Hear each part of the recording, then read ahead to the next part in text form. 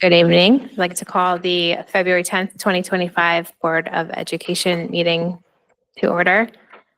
Time is 7 p.m. Please rise for the pledge.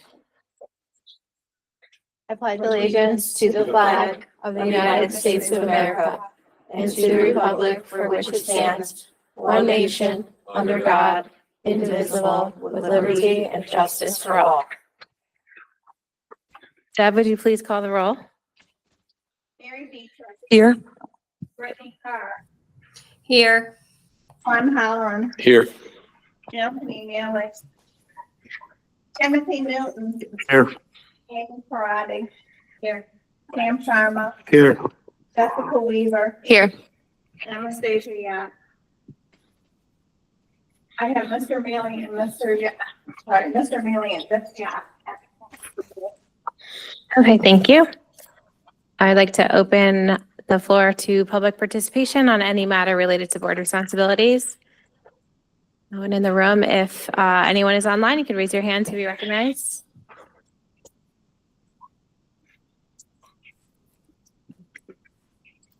Okay. Guess we can get started then. Awesome. Thank you very much. And I thought I would provide a quick recap of where we landed the other evening, and with the assumption that board members have had a chance to peruse their booklets. Tonight you'll hear from some of our department leaders going through. What I've asked them to do is provide a broad overview and to highlight any areas that had a significant increase. Any other increase could be attributed to just basic inflation, cost of living, in some cases contract requirements. But just to recap for the board, here. And we did have a brief outreach from the town manager today, kind of putting in Friday, putting in a pitch to cut our budget. But we'll let the board chew on that this evening. I do have a little bit of good news, but I'll save that for the end of my quick recap. But I'd like to have a spoiler at the end. So again, my goals for the budget are to continue our current programs. Anything in the budget was really just to enhance current programs and continue current programs. We want to make sure we enhance our school security, support our students' mental health, which is coming back from COVID, but is still, a concern, and that's a national issue, as well as special ed mandates that are always there. Continue to expand pre-K, comply with state mandates with HVAC, bilingual teacher requirements at Wallace and the high school, and the Connecticut paid sick leave obligations. We certainly, and you saw, we had a lot of teachers here the other night, both in person and online. We want to make sure they have job security. It's a competitive market out there. We don't want folks, feeling compelled to leave because of job security concerns. And we want to make sure we leverage grants as much as possible to offset our budget. And we do have many items in the budget, which are programs in the budget that are zero budget impact, such as our Connecticut Behavioral Health Services and School-Based Health Center. So you'll just remind the board, we've added 2 courses for next year. And actually, I'll ask Seth to update us in a bit. We did also get some more teachers certified in UConn coursework, which is always a plus. But 2 new courses are Jewelry 2 and Cell Biology.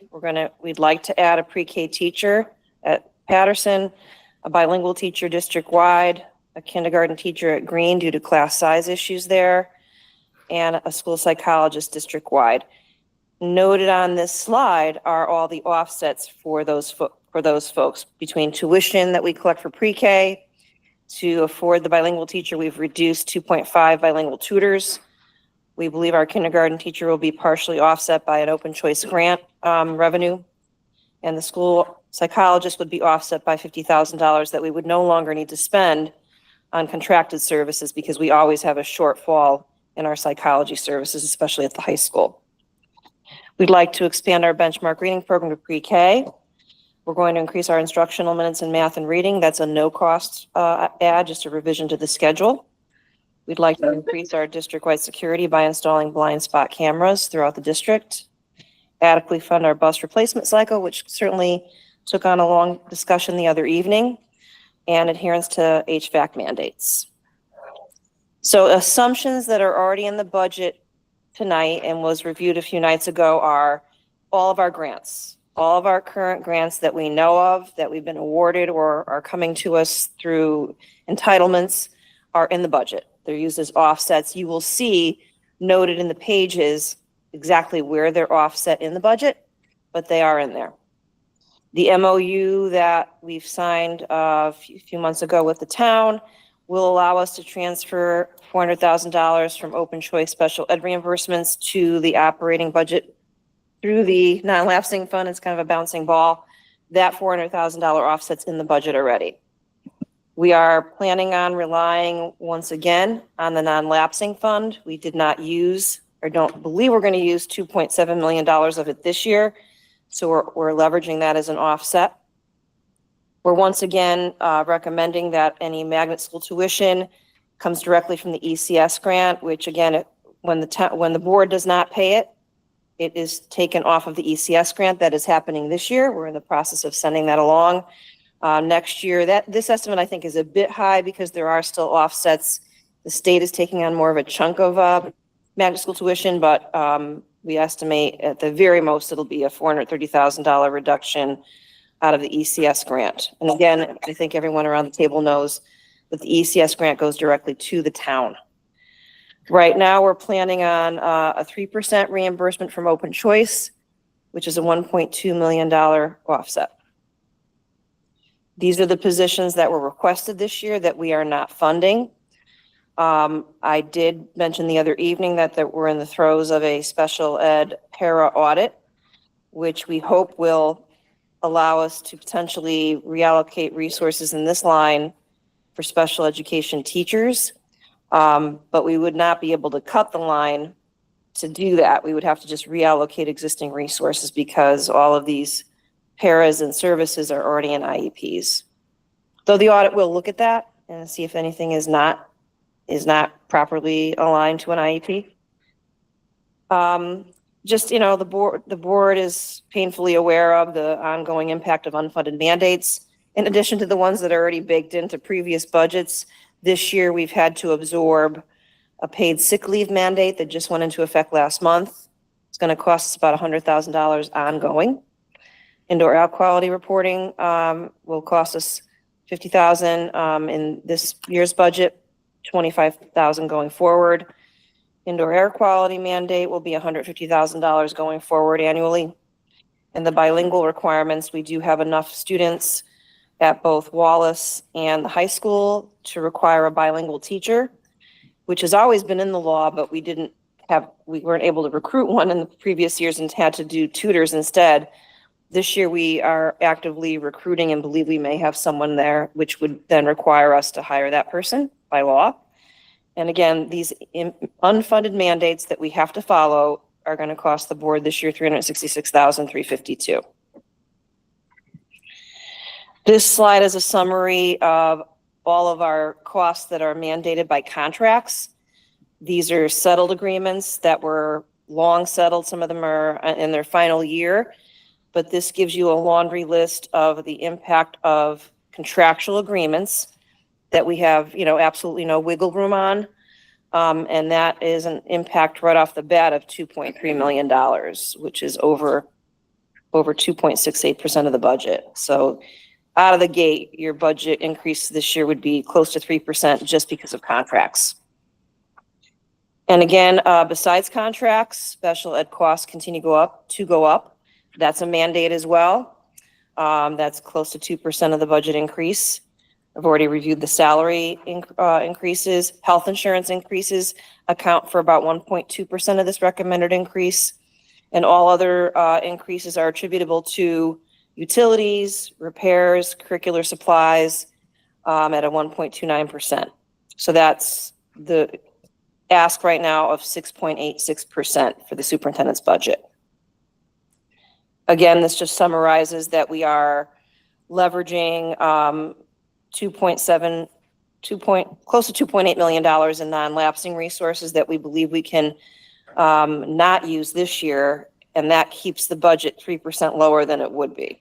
So that's an important consideration because eventually that becomes a funding cliff. But for now, that money will keep our budget 3% less than it would be. Can you just go back? Is that, we originally planned on 3.397 instead of raising one, so wouldn't that be 2.397 instead of 2.7? I'm sorry, which page? Right, the non-lapsing. Okay. So the proposed 25, don't we have 2.3 left, not 2.7? If we're using $1 million this year? Lou, can you comment on that? Is that a misprint on this slide?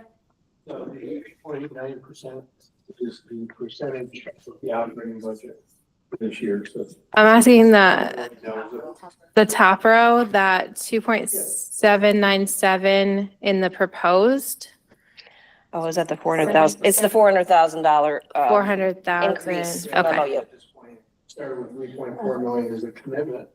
But what funds we would have to take from the non-lapsing fund to balance the two funds. To try to Okay. get it down to 1 million for the rest of the year.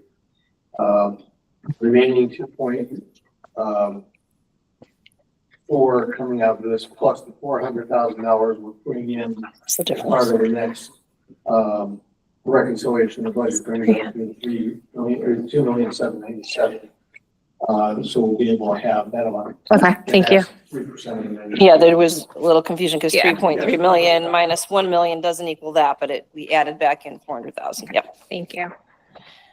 All right, and then this just summarizes our grant utilization. We do utilize our grants to pay for 53.3 positions or $2.7 million worth of positions. So that is an important component of our budget. And we are still waiting for potential other budget impact matters.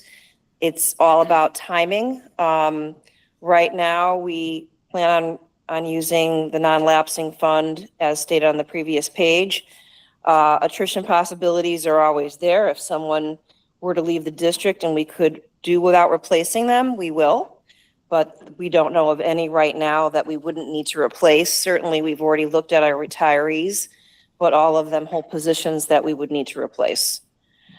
Health insurance gets adjusted quite a bit throughout the budget process. It was lowered to good news, already baked into this budget by about 5%, but there's continuous reviews between now and the end of this fiscal year, so we may get something there. I've got a grant pending for the Nor'easter Academy at $140,000. If that's funded, that'll allow us to reduce the budget. If we do reach 4% on open choice, that would allow us to have another $300,000 in offsets. There's a risk to accounting that right now because while we've certainly declared enough to go to 4% reimbursement, and just so the board knows, if you have 3% of your budget or of your student population as open choice, you get $8,000 per student. If you go to 4%, you get $10,000 per student. So that differential is substantial, but we just can't count on it yet, not knowing how many of our declared seats will actually be filled. And that's unfortunately something that rolls along for quite a number of months. We've worked with our legislators to try to get excess costs to be fully funded this year. They're working on a proposal at the state level. If it goes through, we would have that $640,000 more to, offset the budget, but that's again, an unknown. And the Connecticut sick leave requirements could be changed. As I mentioned the other evening, when we spoke with Speaker of the House Ritter's office recently, and asked them what was the intention of this bill. Was it intended to give folks that already have a contract with quite a bit of sick leave already in it, additional sick leave? And they said no. So they're regrouping on that, but right now, obviously, it's still in play and we are fully following it. Steve's office spent, I don't know how many hours getting that aligned to contracts and our data keeping system. So we're doing it right now, but it is a huge impact financially. This is our. Ms. Weaver has a question. Sorry. I know all of this is never going to be a right timing. Obviously, end of session is in June. is there a timing on that nor'easter grant as well? Before the end of the school year, Okay. yay or nay. So just accounting for all of these are not in the timeline of us No, they're budgeting. very Okay. inconveniently timed. To Just not want to help us with our clarify that. budget. But thank you for asking. But, just a quick summary, our average increase over the last 8 years is 2.75. And last year, as a reminder, while we had a good increase of 5.9%, 5.95%, it was at the expense of no town CIP funds last year. So that was kind of that give and take last year. We've done a lot of cutting already. Through the folks around this table have worked tirelessly to look at every nickel. So before we even brought it forth, we've cut more than $500,000 out of this budget over the past several weeks. And then I always keep the board fully informed of our DIRG. As you can see, Newington at 6.86% is right in the middle of what the DIRG is. There's certainly folks higher than us and folks lower than us, but the average, which I haven't taken yet because there's still a lot of blank spaces there, but we're keeping this in real time. So this is what's happening right now in real time for folks in our DIRG.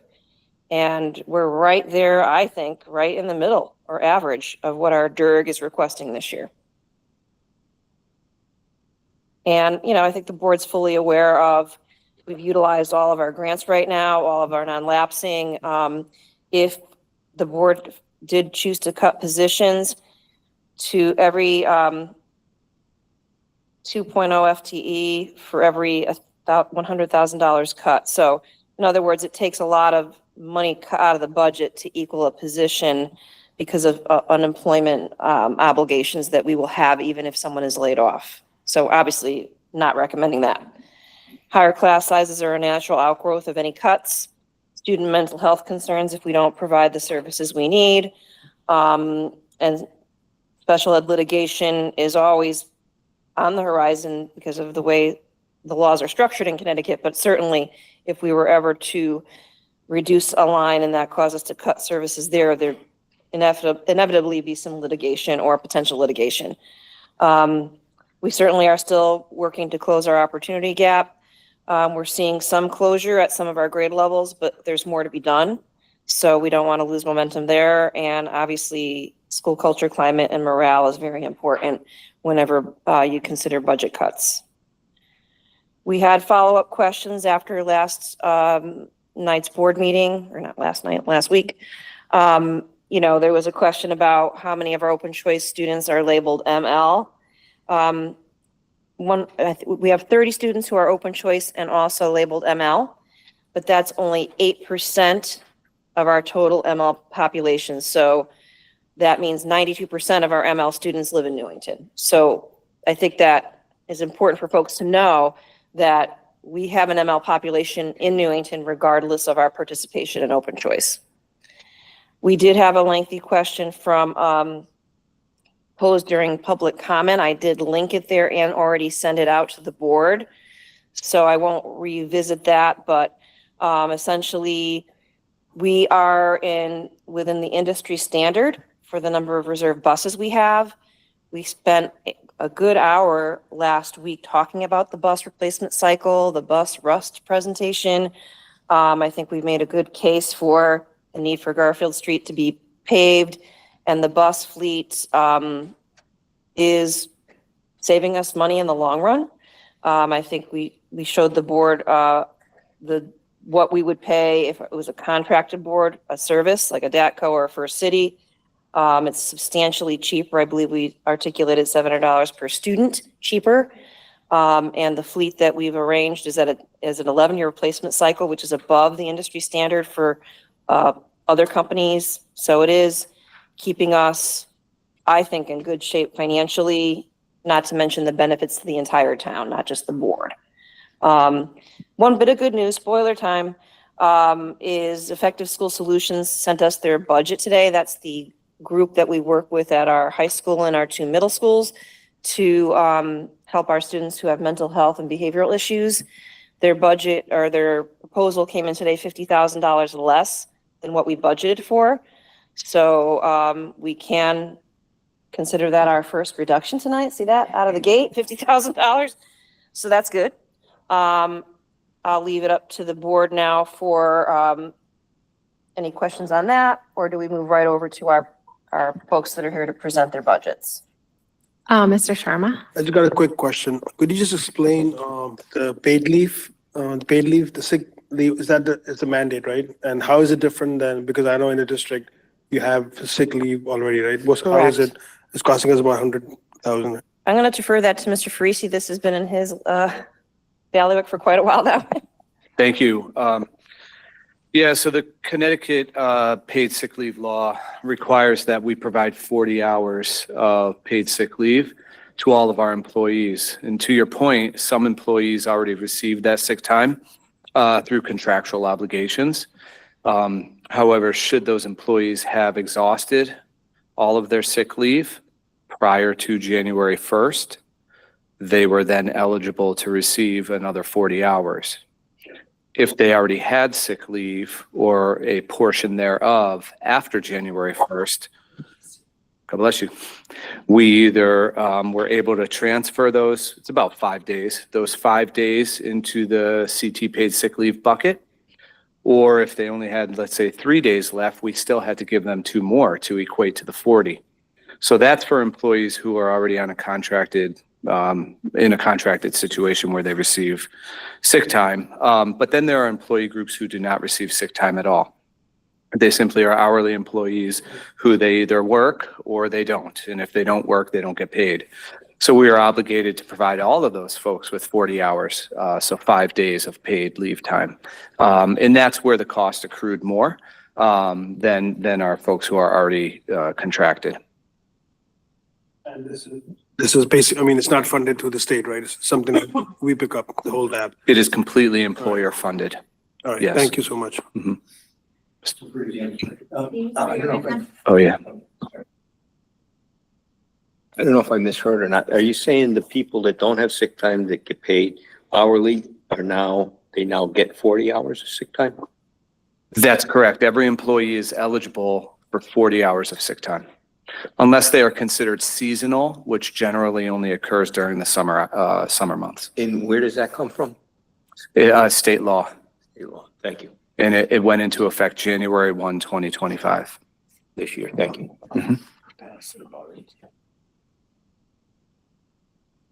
Yeah, so we can move on to our program review. So just, the board has at their place, a color-coded schedule of who's going to be reviewing their budgets this evening. And Karen, I don't know if you wouldn't mind just reviewing again how the board can dive into the booklet and what to look for in terms of grant offsets and that sort of thing. So you'll see behind each tab, there is a left-hand budget page which identifies the program, and it shows their goals, a description of the program, their program improvements, and any program needs.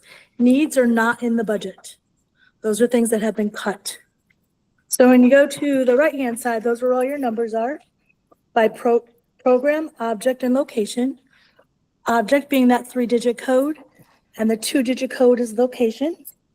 So there are all offsets there. So if behind all the numbers is a accounts detail profile, and it shows the description of the items that are in the budget and the items that have been cut. And it'll show at the bottom, it says significant changes for the year, which we've identified for you, and any grant allocations that are affected to that program. Any questions? All righty, so our first, the schedule's posted for you on the board as well. Our first up tonight is Seth Korn, who oversees our school counseling department. School counseling is a blue tab there's a lot of blue tabs in there, but it's toward the middle. It's labeled school counseling, the third blue.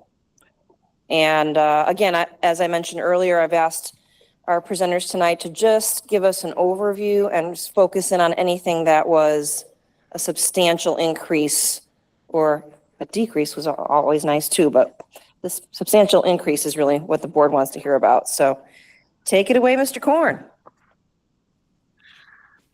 Hello, everyone. I'm Seth Korn, Director of School Counseling and Student Testing for our school district. The mission of the School Counseling Department is to deliver a comprehensive school counseling program that is provided for all our students with the opportunity to gain an understanding of self and others. The Newington Comprehensive School Counseling Program is aligned with the state and national framework and standards. Our state legislation requires school counselors to work with all students in grades 6 through 12 to develop an individual student success plan that concentrates on our 3 domains of academic, career, and personal social. For the 25-26 school year, the school counseling department program, some of those improvement and changes are based on our continued growth of the mental health awareness class. That is with Christina Redmond, who was grant funded in that position. So that's where most of the increases of our budget was this year.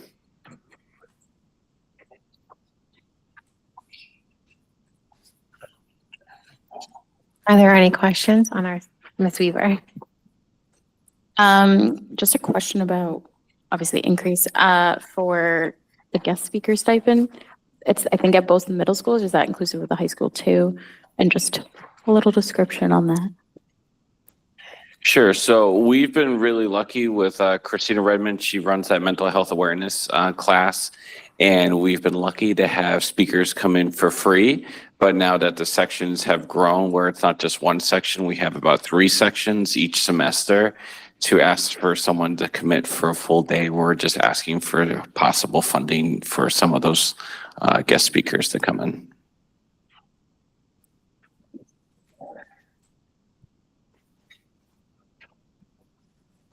Okay. Mr. Halloran?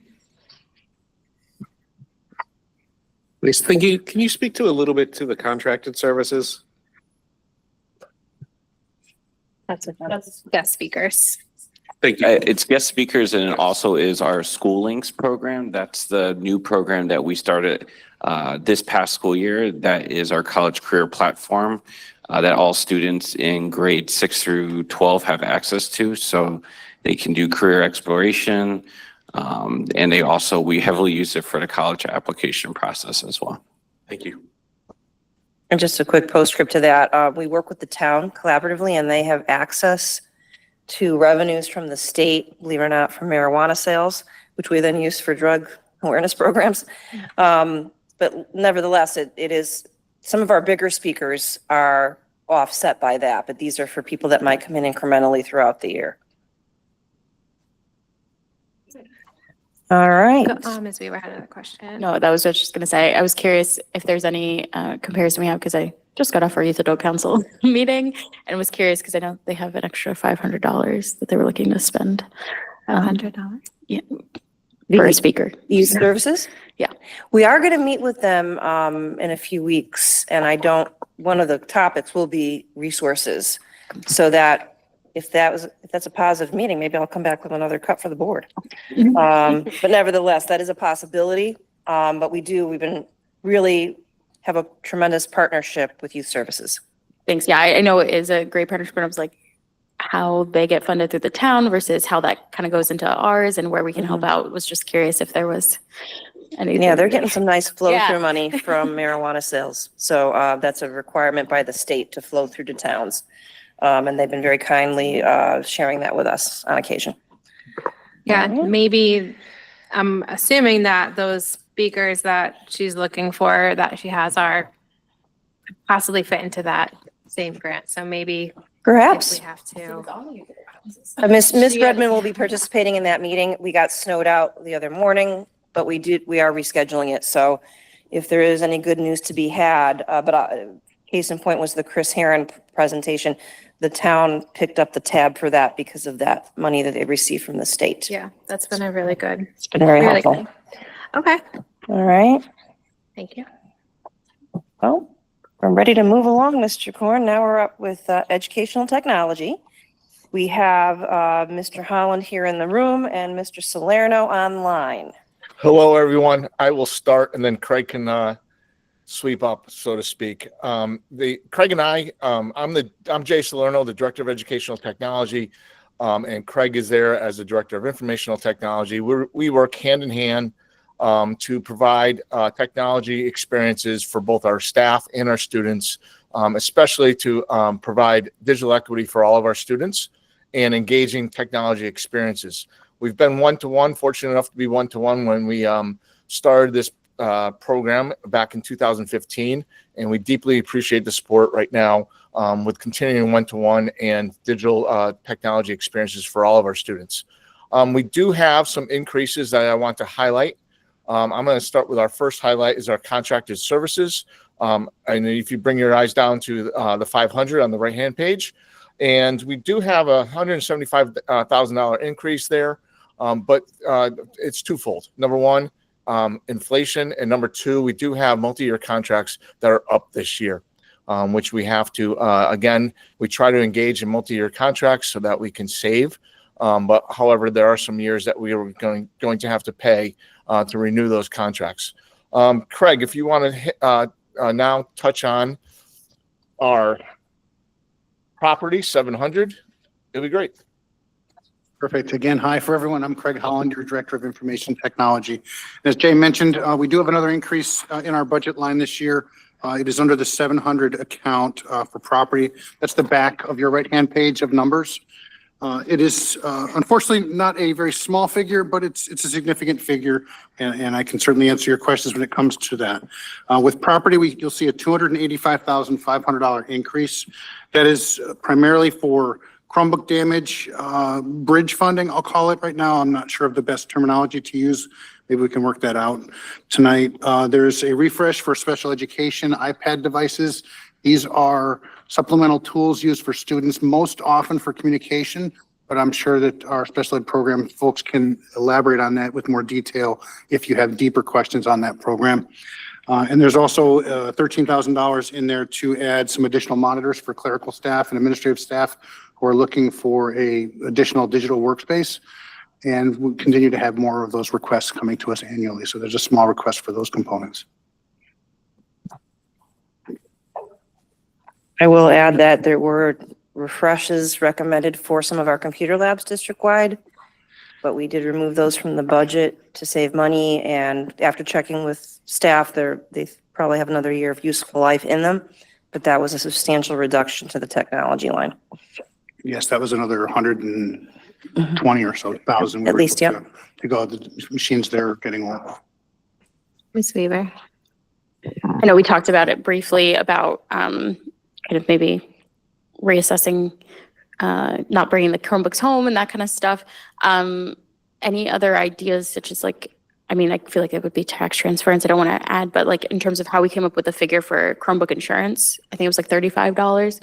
Is there any increase in that? Again, robbing Peter to pay Paul here, right? Like we're telling parents to pay more versus paying it in here, but just curious if there's thoughts on how to get around this going forward. Okay, myself and Craig met with Lou today, and we did discuss right now. Jay, could you explain how it works right now if I'm a student who's insured and I have my first issue with my Chromebook? Yeah, so years ago, we were $50 for each student for Chromebook insurance. And we were seeing our numbers of students being insured at the beginning of the year from the families was decreasing. So we reached out to many different districts across the state. Right now, it's $35 per student, and they have basically one strike. So if they do have accidental damage to the Chromebook, they'll have that strike and they'll get a new device and be up and running right away as soon as we can. But however, if we find things that are vandalism to the device, we're not going to charge them, nothing. We are going to assess full damage on that Chromebook for the replacement of the device. And that fee stays with them until they graduate. Well, they officially can't graduate until they pay the fee. But it's a one-time fee? It's a one-time fee. Now, Per year. other things. Per year, Maureen. Well, the $35? Yes, it's per year. Yes, that's per year. But if they damage a Chromebook without insurance or they accrue other damages, that fee is on top of that. So the board could choose to raise that again. We we have about a 60 to 65% participation rate in Chromebook insurance. That seems to align pretty closely to our free and reduced lunch rates. So you can see where folks of lower income may pass on it and hope for the best. But we are seeing a fair amount of damage to our Chromebooks. Any other ideas that we talked about today is more re-educating of the students, maybe tying it into the discipline pillars. You know, it's part of our curriculum to how to carry for your Chromebook, how to use it wisely. That's part of our curriculum. Our tech teachers talk about it every year, but maybe there's a way to do more reminders. Craig or Jay, jump in on anything else that we talked about today. No, Sure. at the beginning of the year, I'm sorry, Craig, to interrupt, but at the beginning of the year, we did a whole campaign to the families, so a little bit bigger campaign to hopefully encourage their students to take better care of their Chromebooks and be part of the Chromebook process.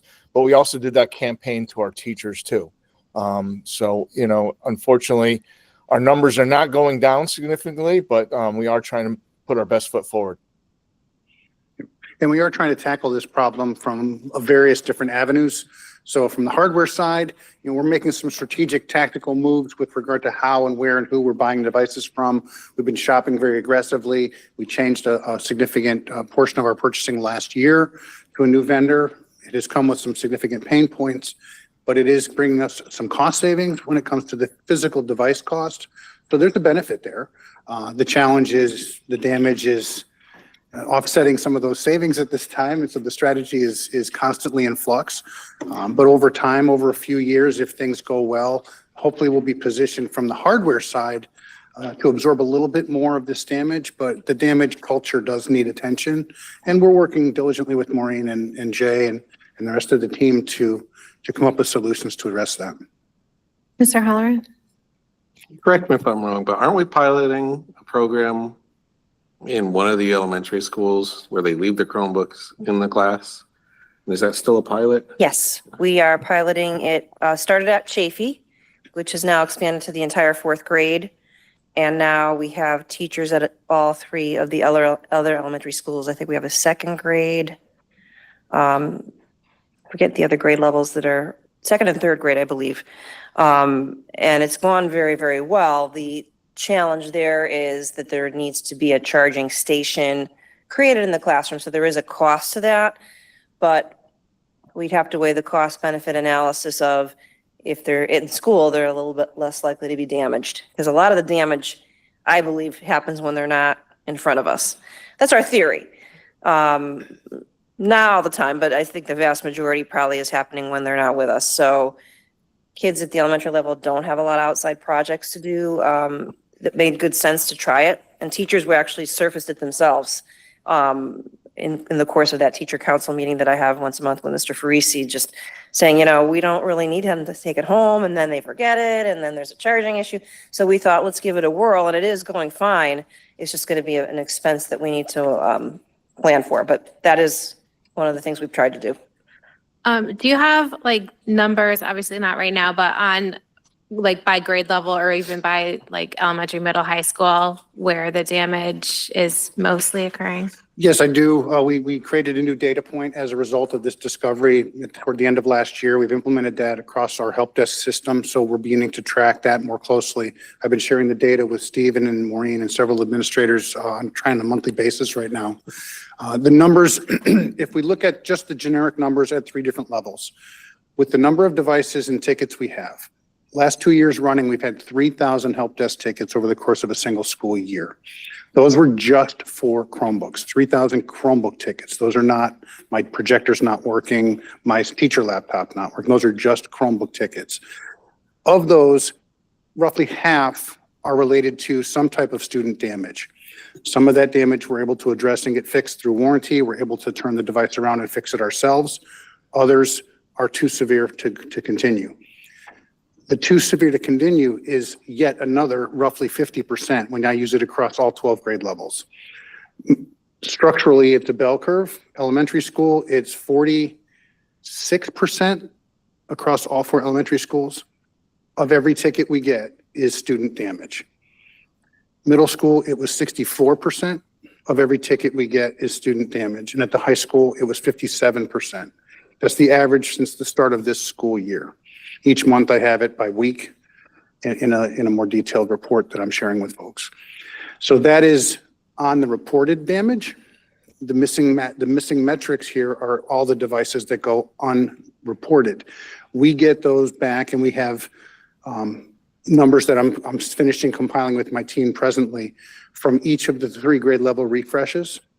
So in kindergarten, a student gets a device. In 5th grade, we refresh that. So when we refresh it, we have to go through the entire fleet of devices we take back. We give you a new, we take the old, and our goal would be and is 1-to-1. I gave you a working device, you gave me a tired and older one, but I can still use that somewhere else. That happens in grade 5, grade 9, and grade 12. I only have the numbers for grade 9 right now, but I was told by my team that was roughly 70% of the devices that came back were unusable. It has been trending around 50% for the last 3 years across each of those grade levels.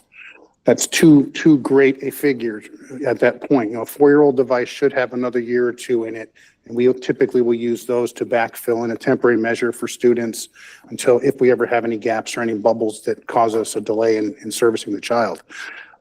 We rely on those heavily. That's part of our plan. We purchase a small surplus to keep this fleet going and have our 0 turnaround penalty for students for learning. But as that fleet diminishes, that strategy is being tested. And I guess what makes it unusable, or if they had reported it earlier, could you have fixed it? That's an excellent observation. Excellent observation. For example, the damage might start small. A key might get knocked off or popped off because the student left a key card on there and it popped the key. Well, that one key, if we fixed it, would have been a no cost to the child. We don't even charge them against the insurance for that. That's a one key warranty. The manufacturer takes care of it without a blink of an eye.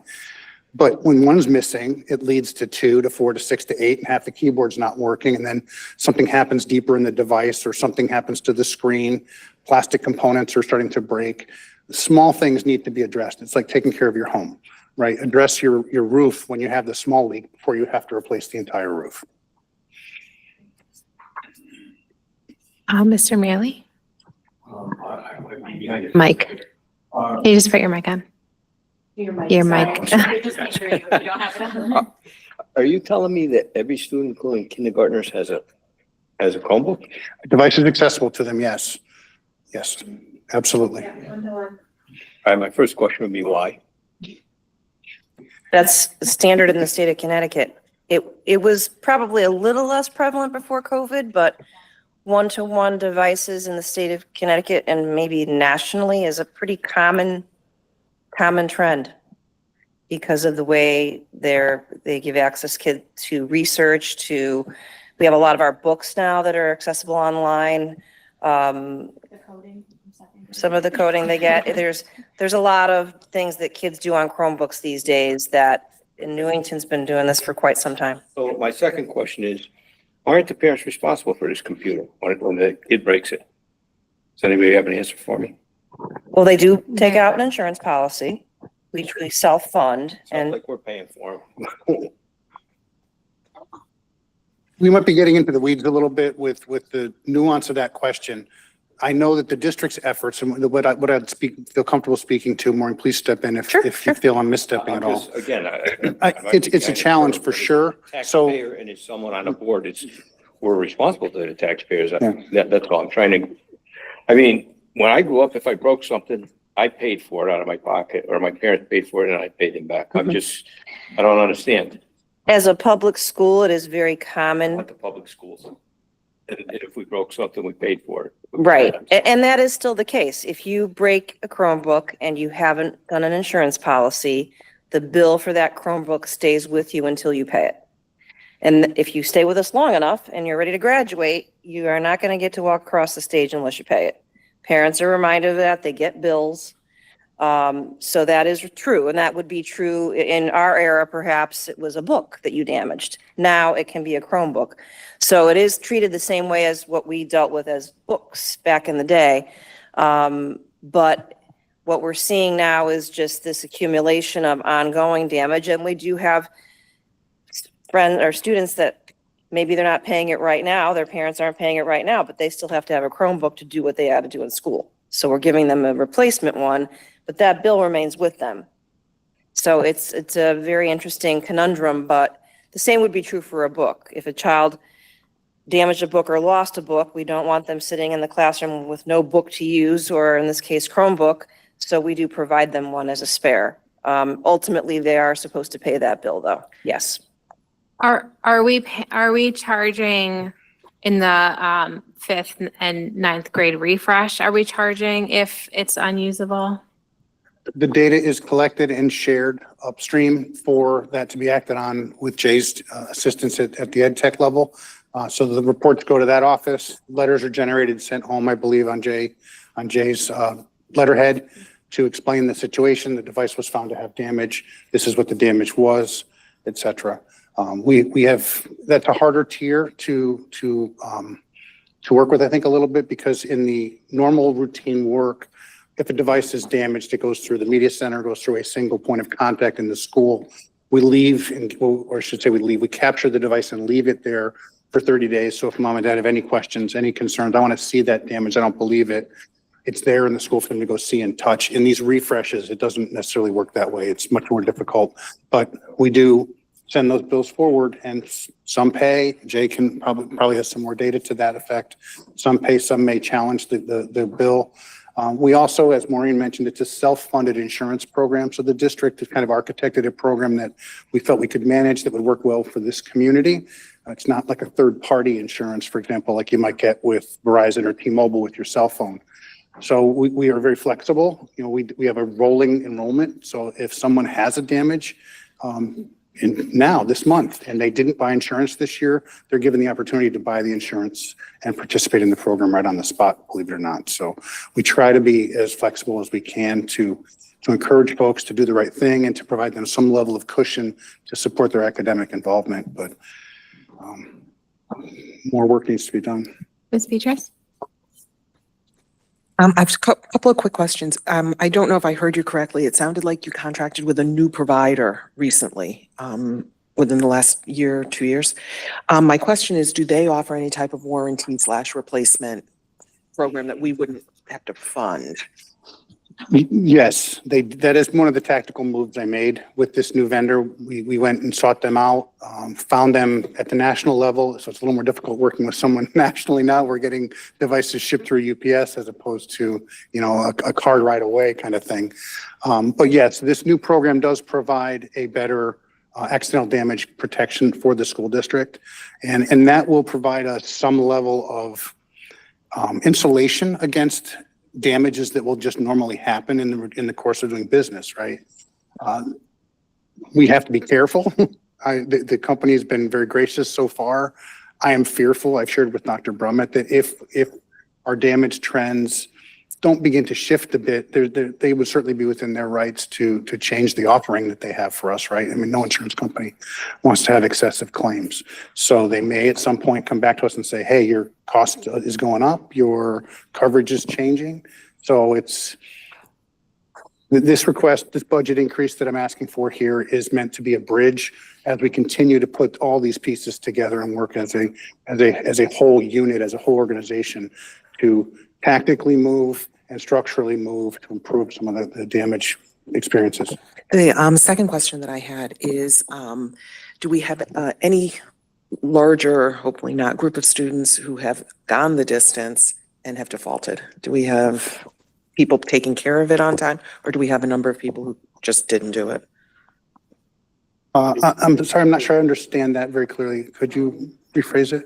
That owed money and the People bill? that have defaulted on paying for the insurance? Yeah, not the insurance itself, but like, let's say they needed to replace the unit, right? They didn't either didn't take out the insurance, or they had more than one strike. And then that bill has followed them until graduation. Right, so that or bill unless would they have to leave the follow them district. until they leave the district, Right. technically graduation. I think the only recourse the district has may be to withhold a copy of a transcript or something, or a record. Can't do that But anymore you either. can't even do much. The hands are tied. all we can do is prevent them from walking at graduation. And that's if they stay with us until graduation. So, and that's nothing new. They leave with book fees that they haven't paid for, or other fees that are associated with, different fees that we require kids to pay or their parents to pay. So our only teeth, so to speak, is graduation. There, is it a large amount of money that has not been able to be recovered, or is it just kind of a one-off here, one-off there? I'd have to do a little homework on that for any type of aggregate. I don't know, Lou, if we don't have it handy. So we'd have to do some research for you on that. Without a doubt, people who move before they graduate leave us holding the bag, so to speak.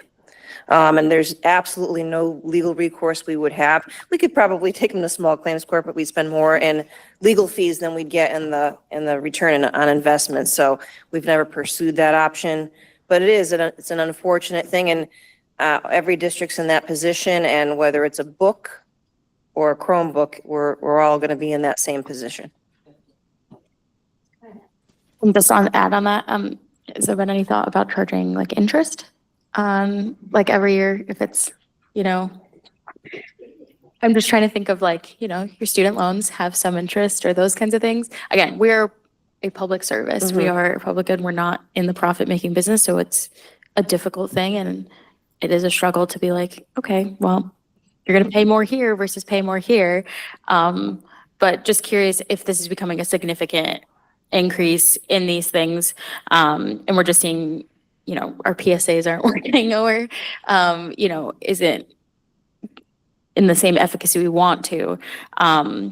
Obviously, we don't want everyone's pockets to hurt the same way on this.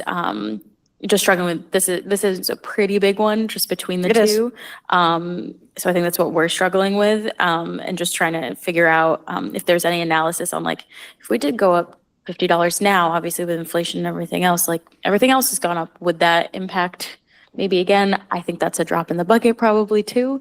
But just trying to think of, not that this amazing team has it already, of creative ways to kind of fill the gap, or what is maybe feasible, or, seeing if our middle schoolers are clearly the ones maybe that have the highest incident That's what our rate. data is showing us right now. I mean, there's nothing stopping the board from recommending an increase to the Chromebook insurance rate. I guess from what I heard from Jay earlier, there was a effort to reduce it just because we weren't getting a lot of takers.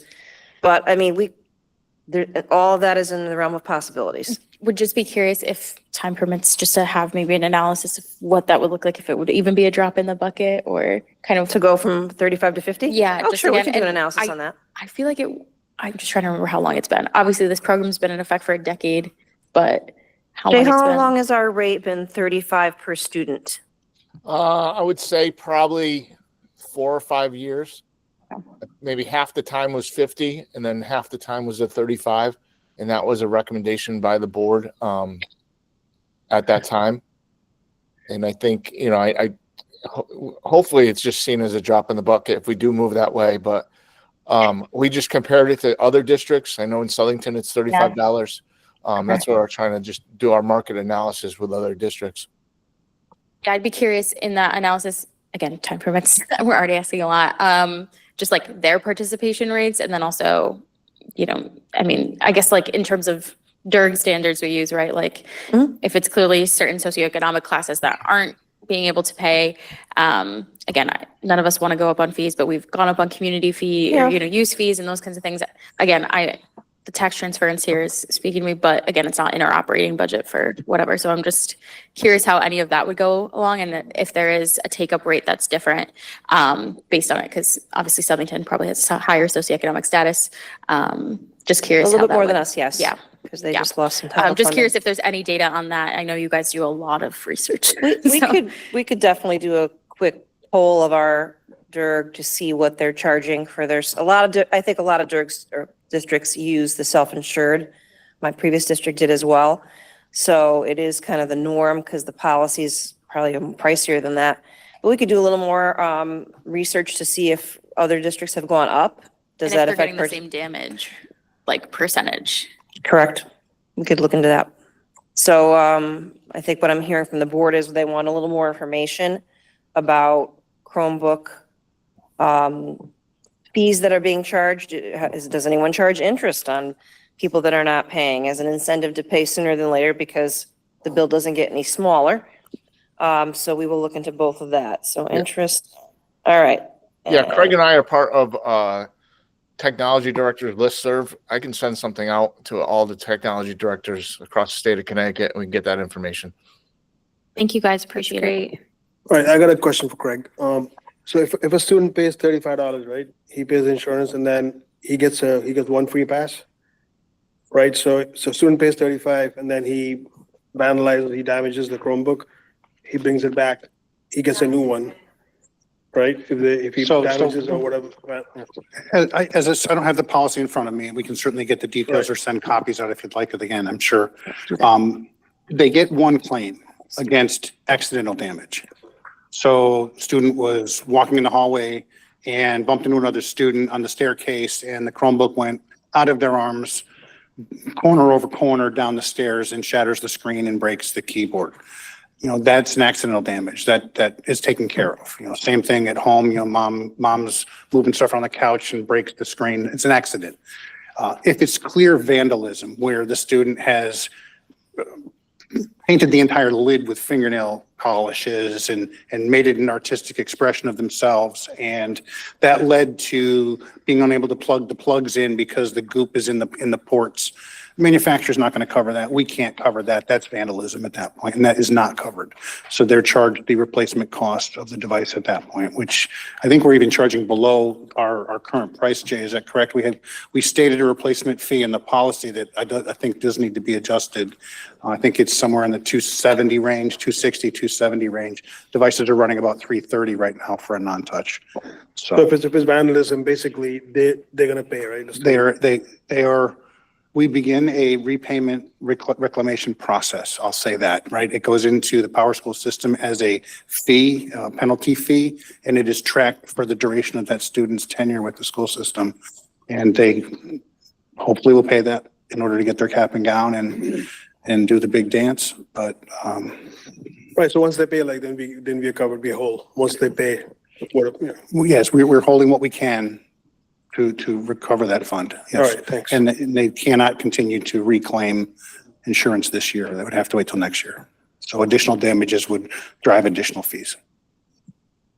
And that policy that you just mentioned, is that something that can be done like next school year to just so that we're in line with a replacement cost of a unit? Yes, I believe so. Yeah, we'll double check to make sure that it's current market value of the device. Maybe the language will change to make it so we don't have to change it quite so often. Yeah, because that'll Maybe help current market too. value or something to that effect as a standards term. We'll also be looking to make some minor adjustments. We've begun discussing strategically what that might look like, but we have some ideas on how to adjust the policy next year to reinforce good behaviors and more positive outcomes.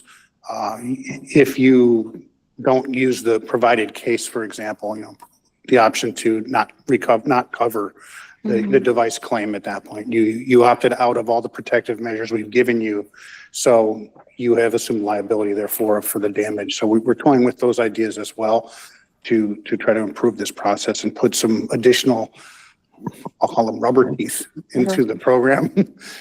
And maybe, I was talking with you earlier, maybe like a survey at the end of each year, like in case there's damage that's going unreported and the students can just say like, just like a quick, are any keys missing? Yes, no, like that type of thing, so that you're not seeing a device for 4 years.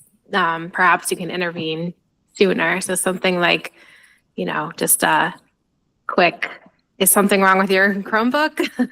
And then you can, they can be encouraged to put in a ticket. So stuff like that, maybe. Definitely lots more discussion can happen, but for budget's sake, yes, Mr. Halloran, you have another comment? Yes, just real quick, because I know we got a lot to get through. Is walking for graduation the only recourse we have as a preventative measure, or can we put conditions on prom, something like that? We have never done, I don't know that we've done that. I can look into that. That'd be a question I'm not familiar with. I could tell you we're in the same boat with people that don't necessarily pay their lunch debts. The only teeth I have is pre-K. If you don't pay your tuition, unfortunately, you're asked to leave pre-K. But we're not allowed to withhold transcripts. We're not allowed to tell them they can't come to class. We have limitations because it's a public school setting with a lot of legal mandates. I don't know, though, whether we've ever gotten to the prom or senior activities piece. Perhaps that might be happening, but I'll check with Ms. Tigno.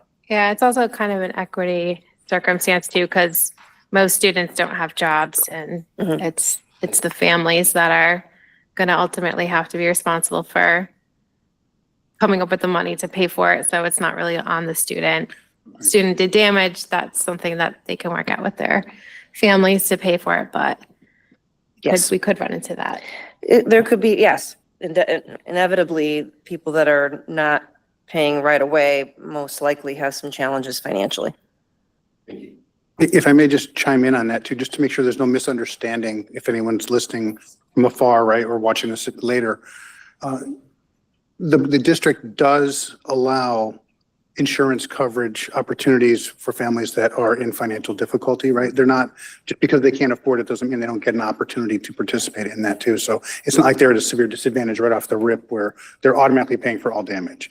I just want to make sure that that's clear. Yeah, good point. And also if they're purposefully damaging or it's vandalism, they're on the hook. We do our best to act Yeah. to differentiate that, the people that work in the schools that assess the device do that. That's also the reasoning to keep the device visibly present in the school. We don't want to, paint the evidence, if you will. We want to make sure that mom and dad have a fair shot at asking questions about what's happening and seeing what's happening with their child. Go ahead, Mr. Dress. Just really quickly, you mentioned earlier there was a jump in contracts that are up and expiring for this coming year. Is it a large number of contracts that are coming due, licenses and things like that? And is there any wiggle room within that line item?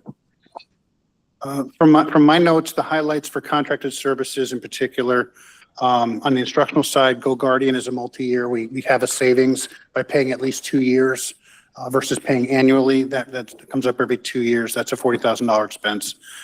We've made a migration over to a new website. I think that's a net neutral cost or maybe even a savings, to be honest, Yes. this year with that. And then we have some annual recurrence with our wireless presentation platform, Vivi, which you've seen the logo here on the TVs now and again. We were able to expand that program now finally to all classrooms and instructional spaces. And we have additional devices now. We'll be putting them in all the non-classroom spaces for instruction as well. So music rooms, art rooms, places that have a technology presentation display, we'll be expanding that to finish it this year. Yes. It's set in stone and definitely for student enrichment and educate, like there's no wiggle room whatsoever with any of those, it sounds like. Not with Go Guardian or any of those, not to my aware, no. Server licensing and things, we have Microsoft server licenses every 3 years. That's 26 and change. We buy that off state contract. Again, it's a much greater savings to the district to do the multi-years. I explore those very closely with Lou and the superintendent to look at that financial benefit to the district. If there's no real incentive to do it, we try to keep it annual. But that goal is also, we put the energy in, and I can certainly go through this in greater depth if ever desired. But I have a very comprehensive spreadsheet that shows all of these plans out over the years. And I try to move, we may tactically pay 1 year to move a bubble so that I can try to keep that budget line as flat as we can for you. Excellent, thank you. Thank you so much. All right. Sports. Oh, we have career tech. Oh, No, you still have me. so I'm trying to He's get, not done yet. trying to give you the boot, Jay. I Sorry. don't think it's going to be as in-depth and comprehensive as it was Not as before, exciting. previously. So I also oversee the Career Technical Education Department, 9 through 12. The Career Technical Education Department provides all students with an opportunity to explore a career theme through our academies, the culinary and hospitality, the finance and business management, medical science, and aerospace and engineering. Primarily, the Career Technical Department is funded through our Perkins grant, but however, Perkins grant cannot cover consumables. So my line items for the career technical department have only increased by $3,500 to cover our consumables such as that we're using in our food services classes and our baking classes. And also we through last year, through the Perkins grant, we were also able to purchase a printer poster and a poster printer. We'll try that again. And which will do some commercial printing for us, for our teachers and staff. And some of the excess of the $3,500 that I'm asking for in my supplies is some of the supplies for the poster printer. In addition, the other expenses, the $10,000, the dues and memberships for the distributive education, which is marketing classes, for them to compete in competitions, etc. Thank you. Are there any questions here? Do we budget for the price of eggs?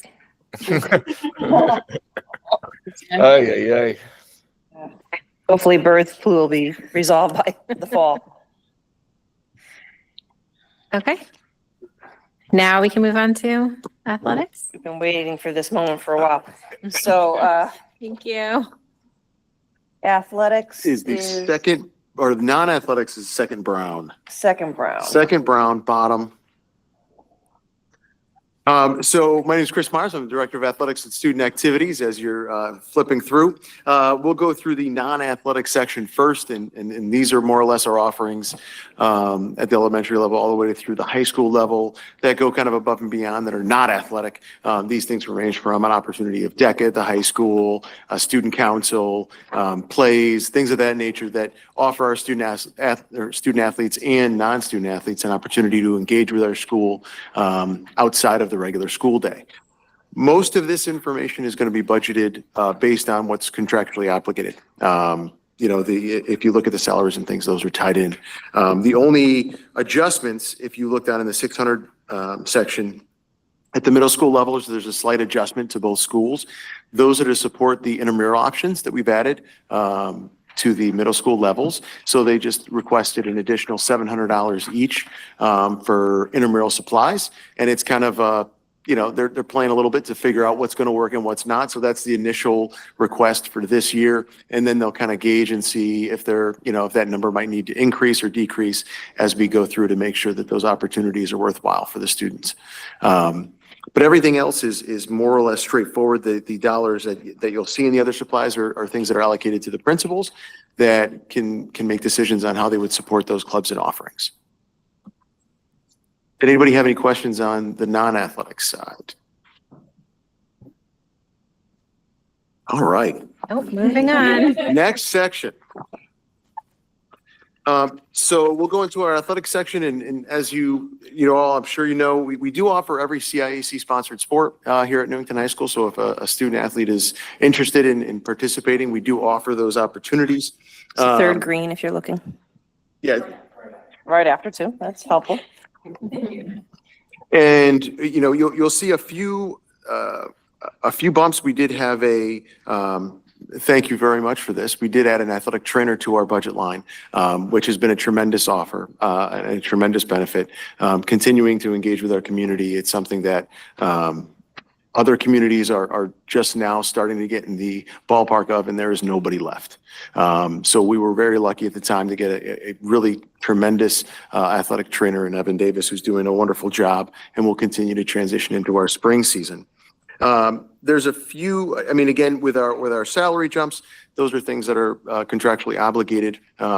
We do have coaching steps and coaching assignments. And as coaches kind of graduate through those steps, they do see minor increases.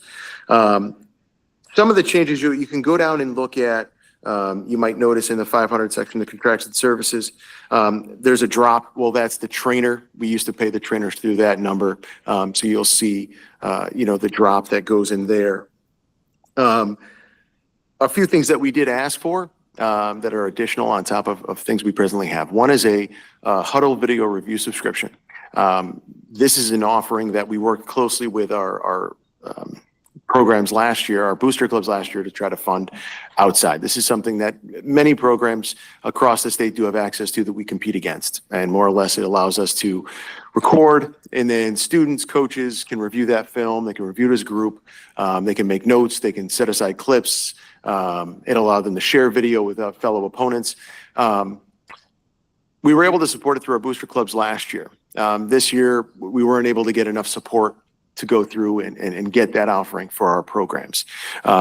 Some teams will order it individually at a very base level, but they don't get an opportunity to take advantage of the program as a whole if we had a full school subscription. So I did add the Huddle subscription in there. It is something that when you talk about, over 800 athletes that we do have that would have access to this, and the coaches are able to use it at their will, it is a very beneficial program for them. The other, big ticket adjustment would be cheer mats, and you kind of see that in the 700 in the new equipment.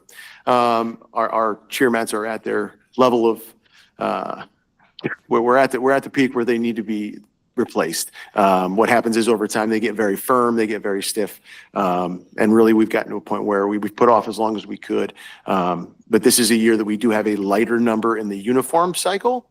So we chose to, to slide a larger purchase in to try to keep the numbers as even as possible as the years go on. But these would be a tremendous upgrade and something that at this juncture are needed for our cheerleaders to participate and practice safely and effectively moving forward. Any questions?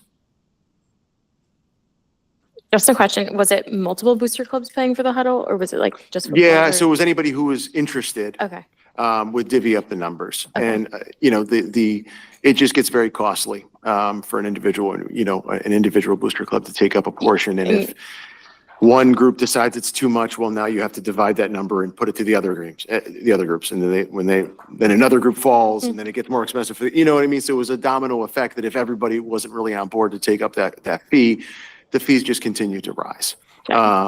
So it is something that, it would be a tremendous opportunity to offer our students. I will continue to look for other opportunities that challenge right now. Huddle is really the main player. They went out and bought their competition. So they really own the platform. Obviously, there's always transition, but it is something that would be a tremendous addition to our program. Something that, I know that our programs did use and were very beneficial for us when we had it. And I think it would be something that puts our student athletes on a level that allows them to compete comparatively to those student athletes that we're going out and playing against week in and week out.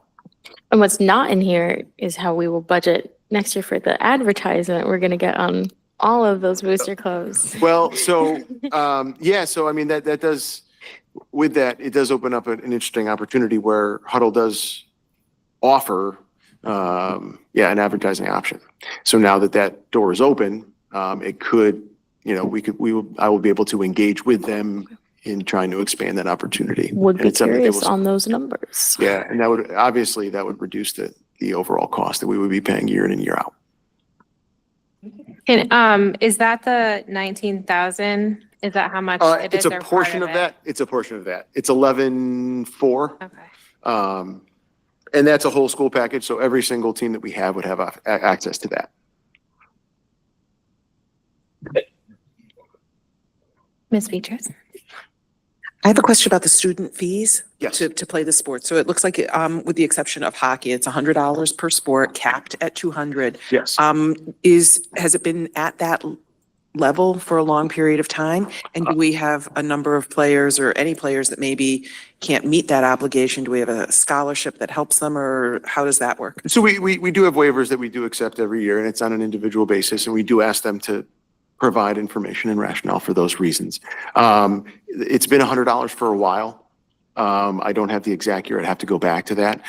It was pre-COVID, so 17 or 18 would probably be the last time we went from 75 to 100. And that was more or less just to make sure we could keep up with, the things that are continually rising. Obviously, your official costs are not getting any cheaper. Right. And a lot of the competitions and things are also rising at a rate because everything else that, needs to be supplied for is costing more. Are you finding that your families are having any difficulty meeting that obligation, or? I mean, We're consistent, you know, around a similar waiver approval rate, you know, as the year goes on. It's not, I haven't seen an increase in waiver claims over the recent time. And again, I think it is a very fair number. You know, when you look at what, you know, some of your town or youth programs might be offering, and then what we're offering on a daily basis, pretty good for our students. so it seems like that 100 really, it's not a red line. You're like, people have been pretty okay with it where it's been for a number of years, it sounds like. It hasn't been a burden to families or keeping kids who want to participate from participating. No, and we've not, you know, we've never allowed that to happen. We're always willing to work with a family. There's times when we'll have payment plans or partial waivers or things of that nature, just to make sure that we can include every student athlete that comes out.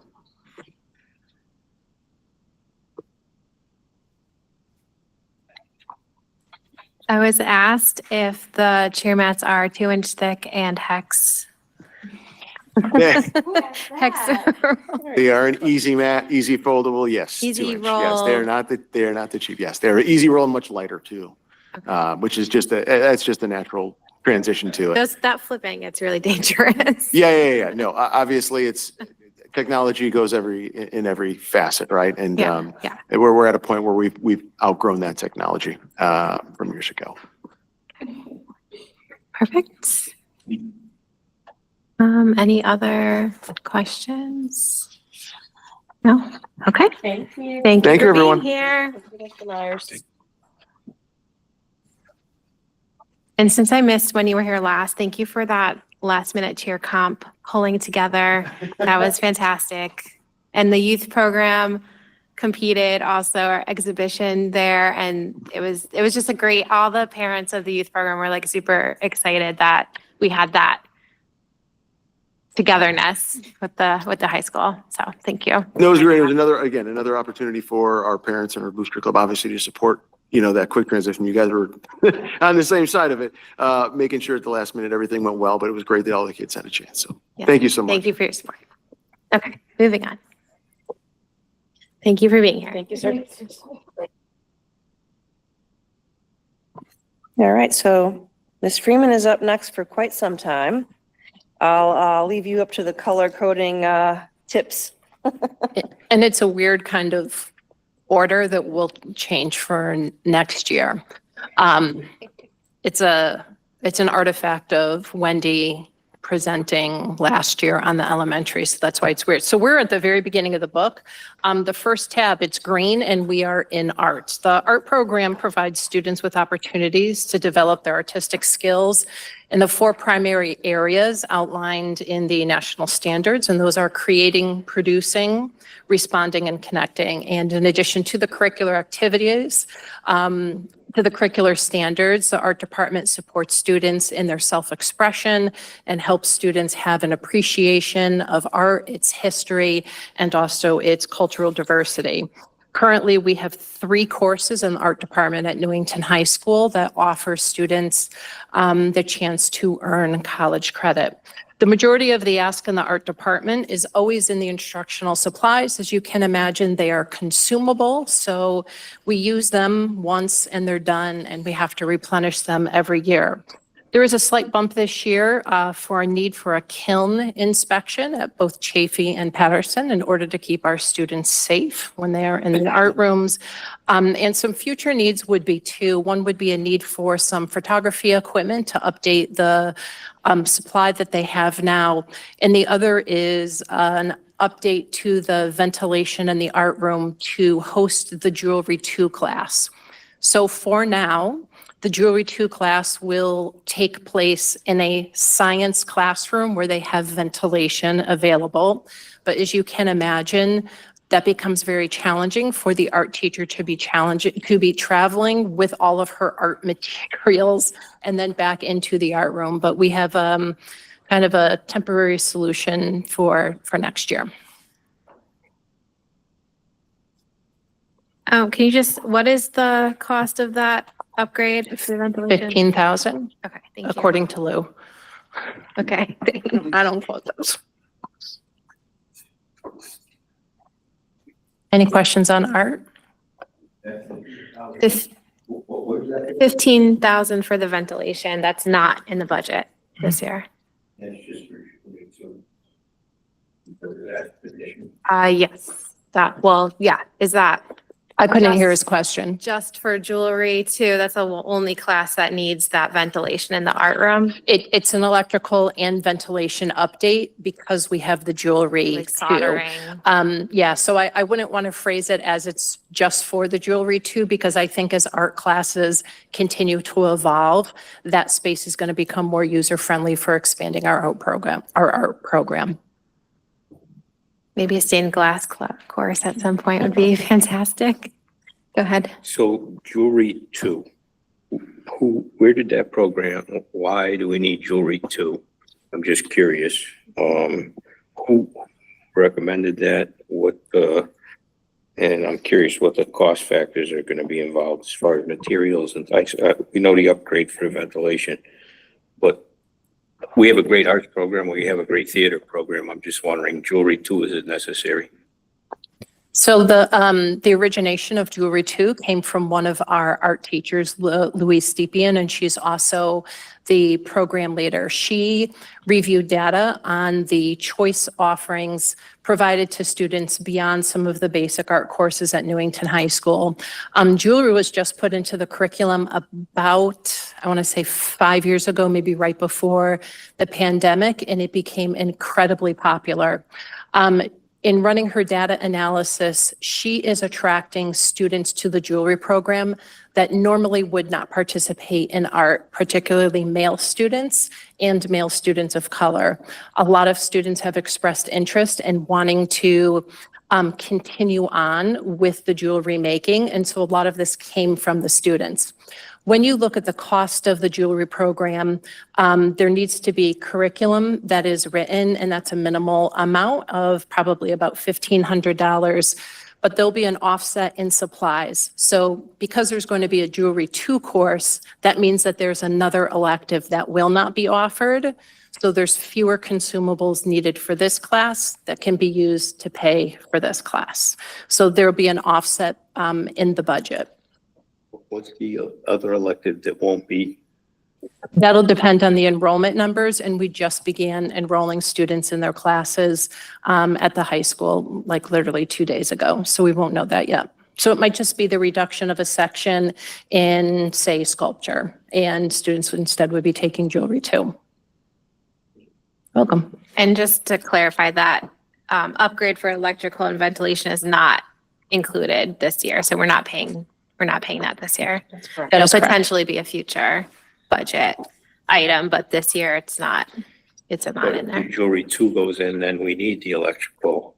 She said that they're going to use a science room that has the ventilation already in place for the safety. Thank you. Someone else have a question? No? Okay. We're going to move on to world language. It is the first lavender tab in your budget book. Our world language program focuses on students being able to communicate in the areas of reading, writing, speaking, and listening.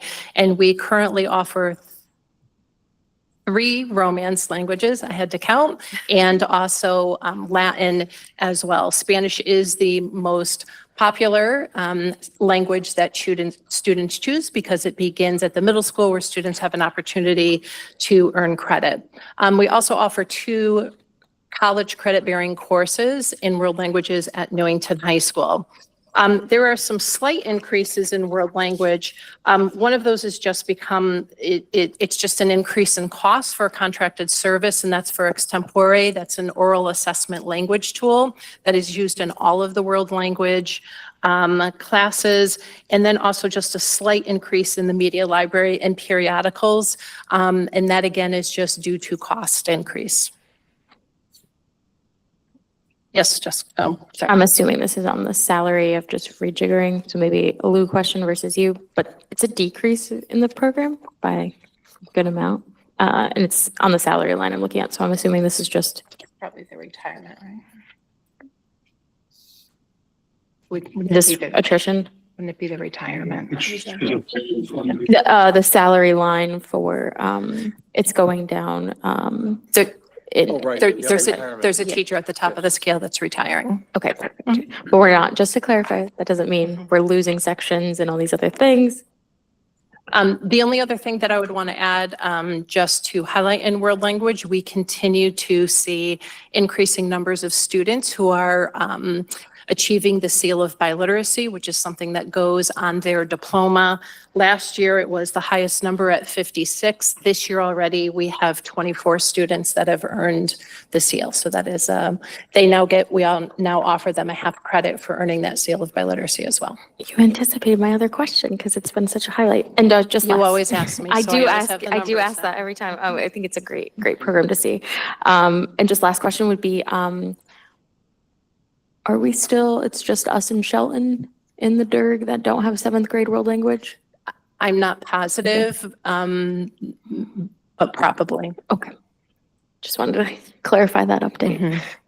It is extremely challenging to develop proficiency for students in world language when their first year is really in 1 year. In most programs, that takes place over 2 years, so that by the time they go to Spanish 2, they're really advancing through all of those proficiency levels that are set out by the national standards.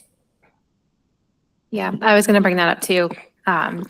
Obviously, it's probably not in the appetite to add, because I think we talked about it last year. It was like 4 new language teachers, right, for the middle schools. But future goal at some point, I'd even love it at kindergarten and on, because that's really when children can develop that language. I just had a question on the 2 middle schools. The salaries are not even. Is that just accounting purposes, or looks like at Kellogg it's 262 and at John Wallace it's only 81,000. So it just looks way off. That looks like a misclassification. Okay. So give me 1 second, I'll find it here. We have the same number of Spanish teachers at each school. Okay, so maybe Yes. that's just Mhm. the numbers look right. It's just Right, it's correct in our salary database behind Okay. it. The John Wallace component is 162,084. The Martin Kellogg component is 181,474. They're Okay. very, very close. okay. Any other questions, comments?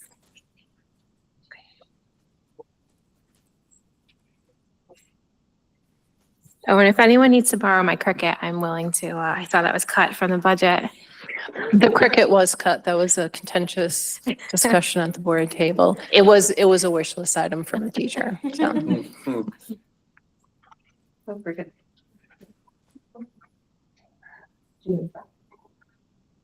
Moving on to music. Music, you're going to find the next shade of lavender. I guess I should have called the first one purple. The overall goal in our music program is to promote and improve student musicianship, as well as promote cultural, societal, and aesthetic values through music. You are going to see some changes from last year, some kind of bumps up and down. The vast majority of those has just been a recoding of things. So some things have been carried in the budget and we look at it, we're like, oh, that really shouldn't be in 611. It should be in 616, or it should be in the 700. So that's going to be the majority of those changes in there. There was also some slight increases in the uniform cleaning and repair, and also the school music license.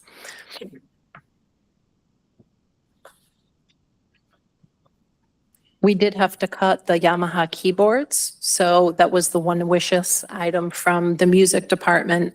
However, with realized savings last year, we purchased a large number of brass and woodwind instruments that the music department has been asking for about 6 or 7 years. So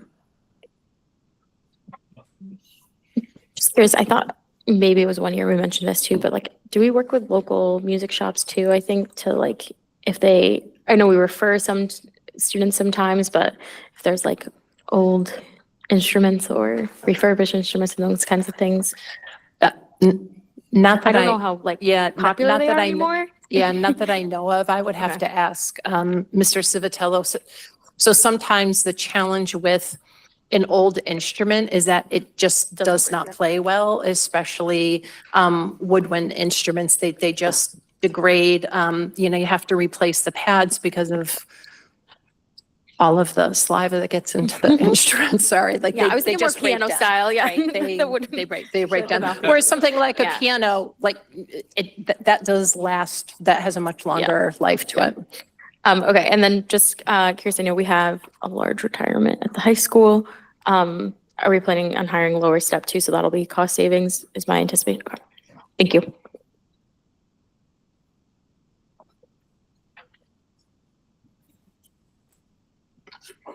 If somebody locates wellness, For the round tab, the next one.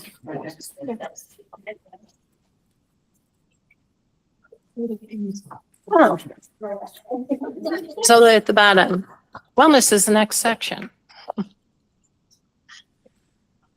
Goal of the wellness program is to support all students in mastering the skills of a portrait of a graduate through both meeting their physical, emotional, mental, and spiritual wellness. Our teachers really create to support a safe and supportive environment where students have an opportunity to participate in cooperative games and competitive games. But there really is a deep philosophy in the wellness that everybody can participate in physical activity, and it's all about finding the physical activity that is right for you. We do have, Dr. Brummett mentioned at the beginning of the presentation, two of our teachers, Kate Costanza and Jeff Brunetti, were just certified as UConn instructors. So our Health 2 class next year will be an ECE offering, and students will be able to earn college credit for that. And this year, there's no significant changes, ups or downs in the wellness department. Go ahead, Mr. Halloran. I'd just be curious to see, as it gets developed, some of the phase out plans for the high school equipment. Are we gonna do that on a cycle? Just kind of, I know we probably don't have it yet, but going forward, it's not in this budget, but I think just anticipating years to come, kind of looking at that cycle. Yeah, and it's, having been at the budget table behind the wellness program, it's something that comes up year after year. So yes. Any other questions for wellness?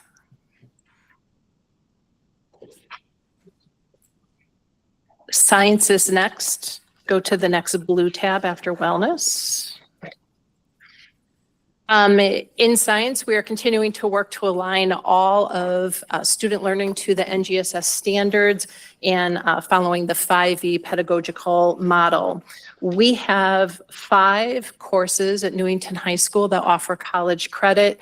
3 of them are dual AP and ECE, and the other 2 are just AP. I say just AP, I'll put that in air quotes. The vast majority of the asks in the science is consumable materials. And those, again, are things that get used during learning activities, during laboratories, and that those have to be replenished every year. We are able to offset some of the costs of the instructional supplies this year through a dual credit grant that still has some money in it. We'll need to pay that down over by June 30th, 2026. So you'll see some offset on the program detail page. The increase that you'll see is requests for new lab stools at John Wallace Middle School. They're falling apart, they're unusable, and so just a need to put some new furniture in there that will also be aesthetically pleasing to the renovations that are going to be taking place as well. Any questions on science? Oh, and the last thing is science, because we talk about this every year too.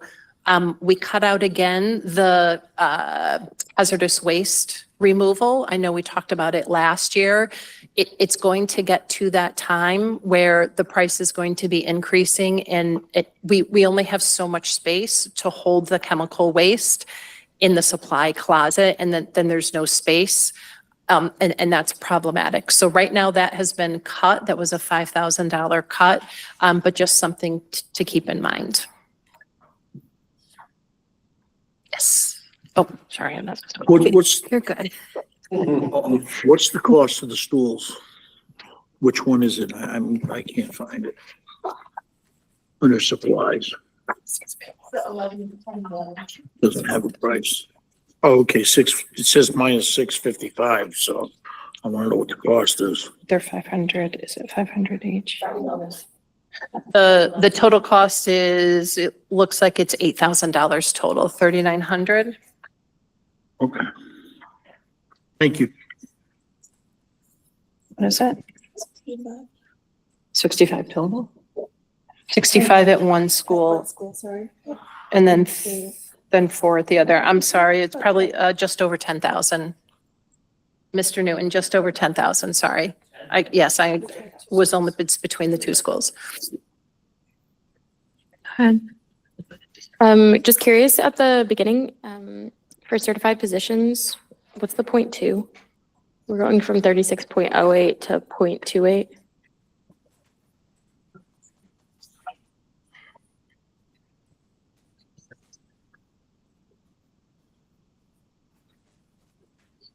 Do we know? You can get back to us. You can get back to us. It's not- I could guess at it. Yeah. There could be a guess. So at the, especially at the middle level, there are teachers that carry different certifications. Okay. And so sometimes we can reduce a section in social studies and that teacher is going to go towards science. I don't know if it's one of those. Mr. Freese, okay. So when teachers flip flop, or even at the high school and the different sections that are offered. Your mic.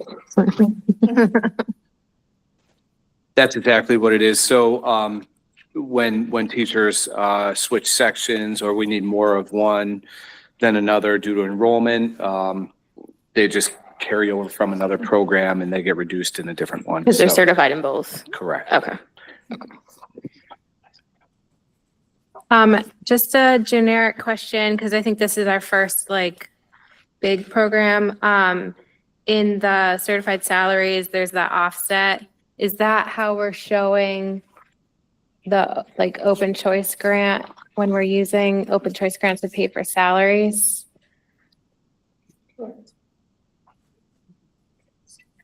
If you look at the program detail page, it lists the offsets. Okay.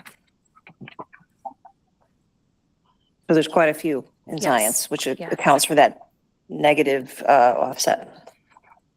So they're, Yeah, I noticed it in the other math and yes, social we do studies. apply a lot of the offsets and the non-lapsing resources to the big programs. Yeah, okay, thank Okay. you.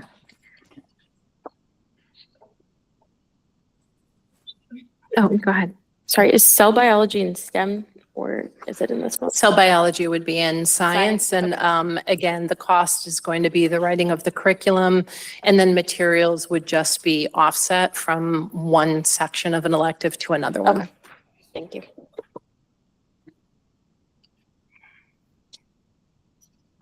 Any other questions? No? So moving on to STEM, I think it's the next tab. It is yellow. STEM is a little bit different than science. It's the integration of science, technology, engineering, and mathematics. Our STEM exploratory program starts in our middle schools. That is part of the Encore cycle. So all students take that in grades 5 through 8, unless they are part of one of the academies, aerospace at John Wallace and biomedical at Martin Kellogg. Those two academies continue on at the high school and are pretty heavily populated, especially in the biomed academies. So you'll see that the requests in there are primarily for the consumables, and Also some money in there for some programs that Jen Freese uses, the Paxton Patterson program. So it's an online platform that allows kids to explore different health careers, which is one of the primary focuses of one of the medical sciences classes. We have 4 Med-Sci courses. Med-Sci 3 and 4 are both ECE courses, so students are allowed to earn UConn credit for those.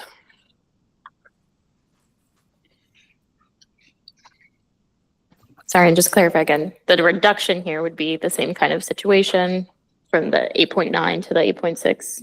Yes. And just curious, I just always like to ask, how many, do we have like a estimate of how many students are obtaining their OSHA and CPR certification? No, but I can That'd ask be Ms. great, Freeze yeah. for that. And I just also want to clarify what's not in the budget, but I know we had looked at that ambulance grant and other things. Is that still an option annually, or? I know Ms. Freeze is spearheading a lot on that, so she's doing overtime. Great question. Lori it's a great Kyler, program. who's part of our career development program, reached out to me today about ideas for funding that. So we're meeting with her soon. It's in my calendar. I just don't remember what day. So we're still trying to get the ambulance. It is quite an instructional tool, but we'll see where we go. It's on the radar. No, I just wanted to give props. This is a really good program and very excited about this. So thank you. Next is social studies. It's the next tab. It's red. Our social studies program aims to support students in learning how to become contributing members of society, both at a local level, national level, and at a global level. We support students in recognizing and understanding multiple perspectives. And really the focus of the work, Lucy Antonio, the coordinator for social studies, did a presentation she actually gave a lesson to the curriculum committee. There's a heavy focus on inquiry and social studies. So the social studies of now is very different than the social studies of how we learned it. I'll just say back in the day. We currently have 4 courses at Newington High School that offer an opportunity for college credit in the area of social studies. When we move over to the budget items, there is an increase in supplies. The vast majority of that increase in supplies is going to come from 1, play-based learning, which is a mandate in our pre-K and K. The state says that it's a strong suggestion for grades 2 through 5, and teachers are able to do play-based learning. So there's an increase in the ask for materials for that, so that teachers in our upper elementary grades 2, 3, and 4 can incorporate that into their curriculum as well. The other really big ask in the social studies department is books. And there seem to be a lot that are on a cycle and they're expiring. The first is an updated AP psychology book. We were hoping that the dual credit grant could pay for it, and it won't. It has to be a course that you can earn credit at a university. It's not through something College Board. Both the Modern World History and U.S. History courses, the online subscription is expiring. So that means that kids would not have access to that online version, and that's problematic because we don't buy enough textbooks for all the kids because they don't use them. This is a cost savings to go with online subscriptions. Right now, you know that financial literacy was a new course this year. Now that the course is up and running and the teacher has had an opportunity to teach it now twice, they are exploring the option of adding a textbook for that course as well. Is the financial literacy one put across programs in terms of cost of materials, or is it just housed here? It's just housed in social studies. It's many certifications that can teach it, but because the teacher is in the social studies department, it's just there. Just want to make sure it wasn't like, Yeah, no, because it's so many not, ones, no, I was like, it could be. Right, it's not scattered in CTE or anything Got like you. that. No. Thank you.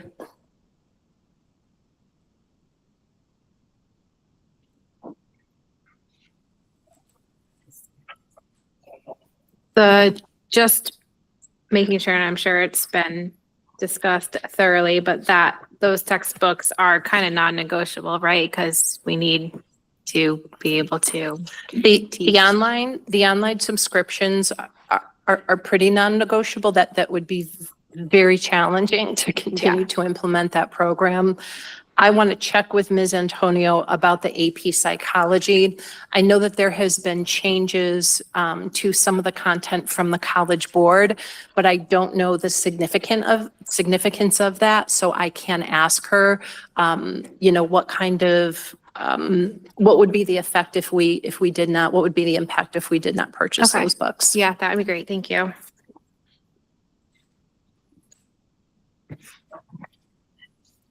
Any other questions? The next program is English Learners.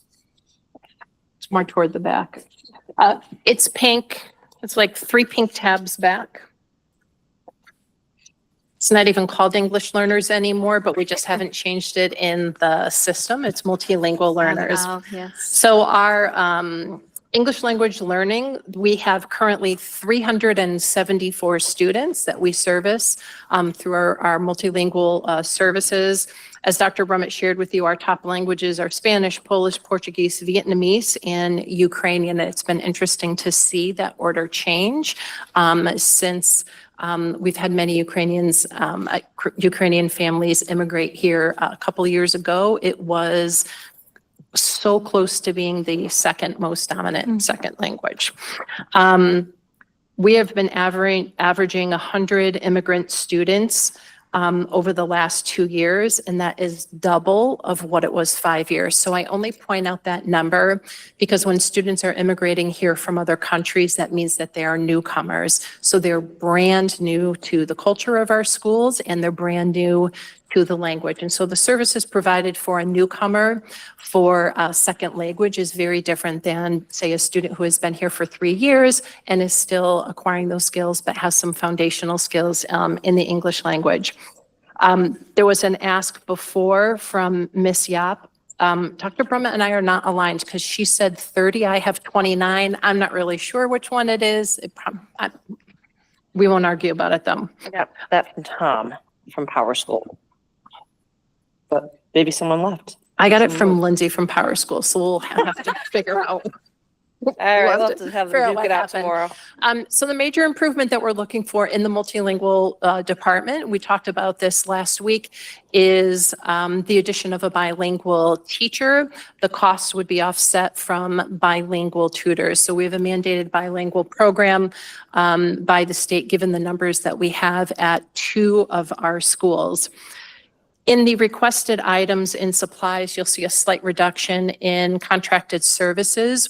We were able to find a proficiency tool for secondary students that the kids like more and is cheaper. So our challenge in finding online tools for secondary kids to think of like a Rosetta Stone is that a lot of them are kind of babyish for our high schooler kids. And so Tom Myler found Mango. The kids are responding to it and it's much less expensive, which is fantastic.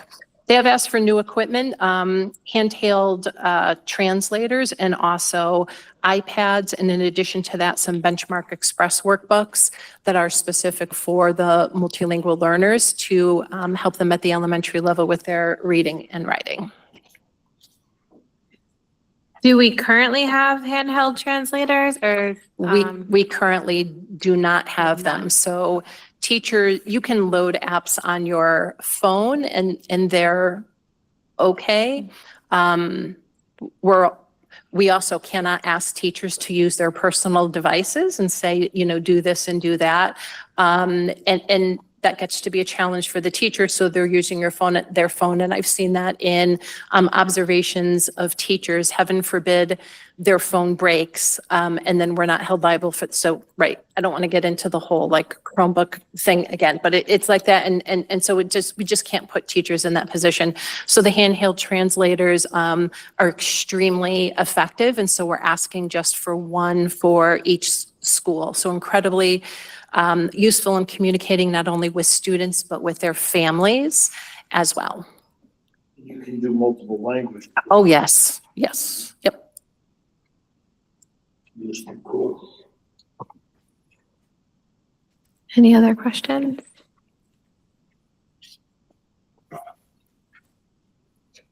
Okay, we're going to move on to English language arts. Oh, all the way at the beginning, it's a red tab.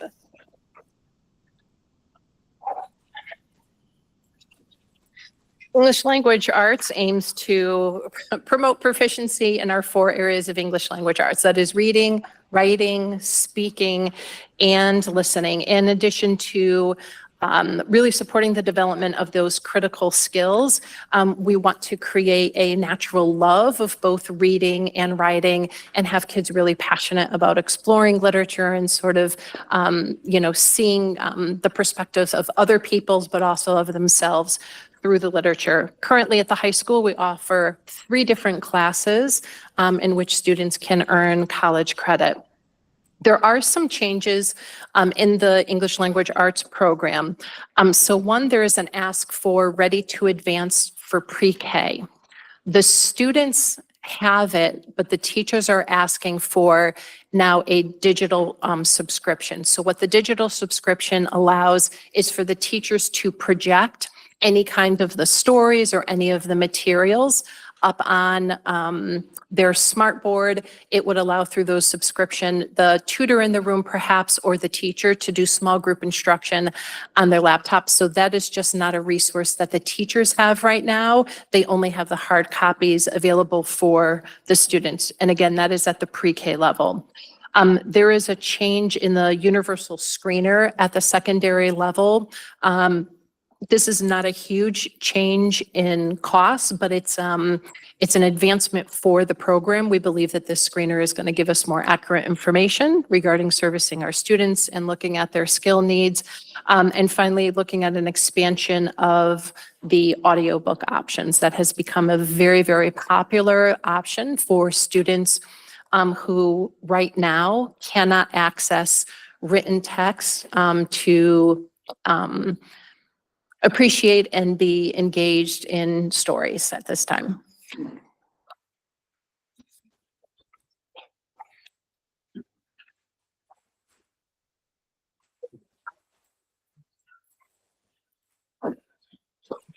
No questions? Okay. We're moving next to math. It's about 2 tabs down and it's pink. Our mathematics program is all completely aligned to the Common Core of Standards in K through 8. The program continues to be aligned to the Common Core standards, but when we get into more subject-specific areas at the high school, from algebra all the way up through calculus. And at Newington High School, we offer 5 different courses in mathematics that carry either AP or dual AP ECE. As all of you have heard, one of the biggest changes in the mathematical program has been the pedagogical approach, or the way that we teach math, and that is through the Building Thinking Classrooms model that continues to expand. It was really born at the middle level from 1 or 2 teachers and has kind of caught on, which has been great to see. So we have coaches at the elementary level working with teachers on that model. And now we're seeing teachers at the high school adopt it, particularly in Algebra 1, which is the first course in high school. There's a couple of changes in math. It doesn't translate to a cost change though. Michelle Kellogg has worked with the math department. If you remember the multiple conversations about Desmos over the past year, they're not using it anymore. They're getting rid of it, so there's no conversation about Desmos. However, with that realized savings, Michelle has been working with she calls it the mathematic leadership team. So it's a small group of teachers who wanted to look at the pathways for accelerating mathematical learning in the middle school. Right now, the pathways that were in place, and we just began to change these, really began setting the course or the trajectory for students in the 6th grade. So we used to, in 6th grade, have an advanced math class and students who are not advanced. And with very, very minimal movement, a student's fate in mathematics was sealed at the ripe age of 11, which we don't believe is good practice at all. So Michelle has worked with this team, and they are going to maintain the opportunity to accelerate students so that they earn algebra credit before they leave John Wallace or Martin Kellogg. But one of the problems that they were finding is that kids that jumped right into algebra and skipped over grade 8, they're strong mathematical thinkers, but by the time they got to especially Algebra 2, there was critical content missing from grade 8, that's where they struggled. So we saw our accelerated learners in math having the most difficulty in Algebra 2 because they missed the 8th grade content. So the program that Michelle has developed is called Grade 8 Bridge to Algebra. So it's going to be an opportunity for any student to be able to participate in accelerated learning in order to take algebra in their 8th grade year. So all students will participate in grade level 7th grade toward January of the 7th grade year. Using a variety of data points, students will be selected to participate in the Bridge program. And so it's after school. We're going to provide busing. That's where the money for the Desmos would come in for paying for the salaries for the teachers. So it's a true enrichment program, and that would fill those gaps that would otherwise be missing from grade 8. And so we're still allowing kids to accelerate to algebra, but now hoping that more of them will be successful and not see those struggles sort of along the way. By not delineating that path at such an early age too, we're offering this opportunity for acceleration to a much greater number of students. If you have ever raised a middle schooler or worked in a middle school, they just grow in fits and spurts. In 6th grade, it's just not appropriate to really be making that, that fate for a kid. That sounds like a great program. I just have a question for the students that participate in the academy. So they're already enrolled in an after-school program. So for those students, are they unable to participate, or like what would their quote unquote fate be? So there's going to be 3 different opportunities for students to participate in the grade 8 to algebra program. So some of them will be after school, some of it will be like in the early summer, some of it will be in the late summer. Ms. Kellogg is going to be coming to the curriculum committee that is in very early March, and she's going to be providing a lot of detail on that. So I also don't want to misspeak. I would rather her give that detail, but I do know there's going to be at least 3 opportunities for students to participate, but that is a great question. Okay, yeah, no, that's perfect. Thank you for that clarification. I look forward to curriculum committee meeting in the future. Mr. Halloran? As do I. So when just looking at the supply budget, the difference between the 2 middle schools, I'm assuming most of that funding is for building thinking classrooms. And I would assume that a lot of that could be whiteboards, which is why Wallace has a much lower ask, because it's going to be included with the. In the supplies? Yes. Yeah, it's nearly all building thinking classroom supplies. Yep. Yeah, so that makes sense because Wallace is getting Yes. new classes with whiteboards. So Kellogg will need it. Thank you.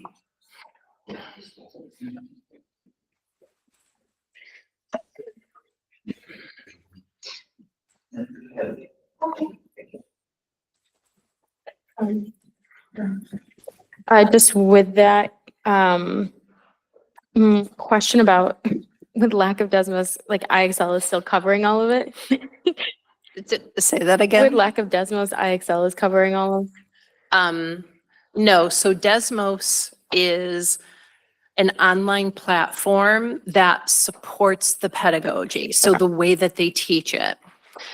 It's gone because we're now using building thinking Okay, I was classrooms, just and sure which one, I just want to make sure. Yeah, it's just Okay. become obsolete.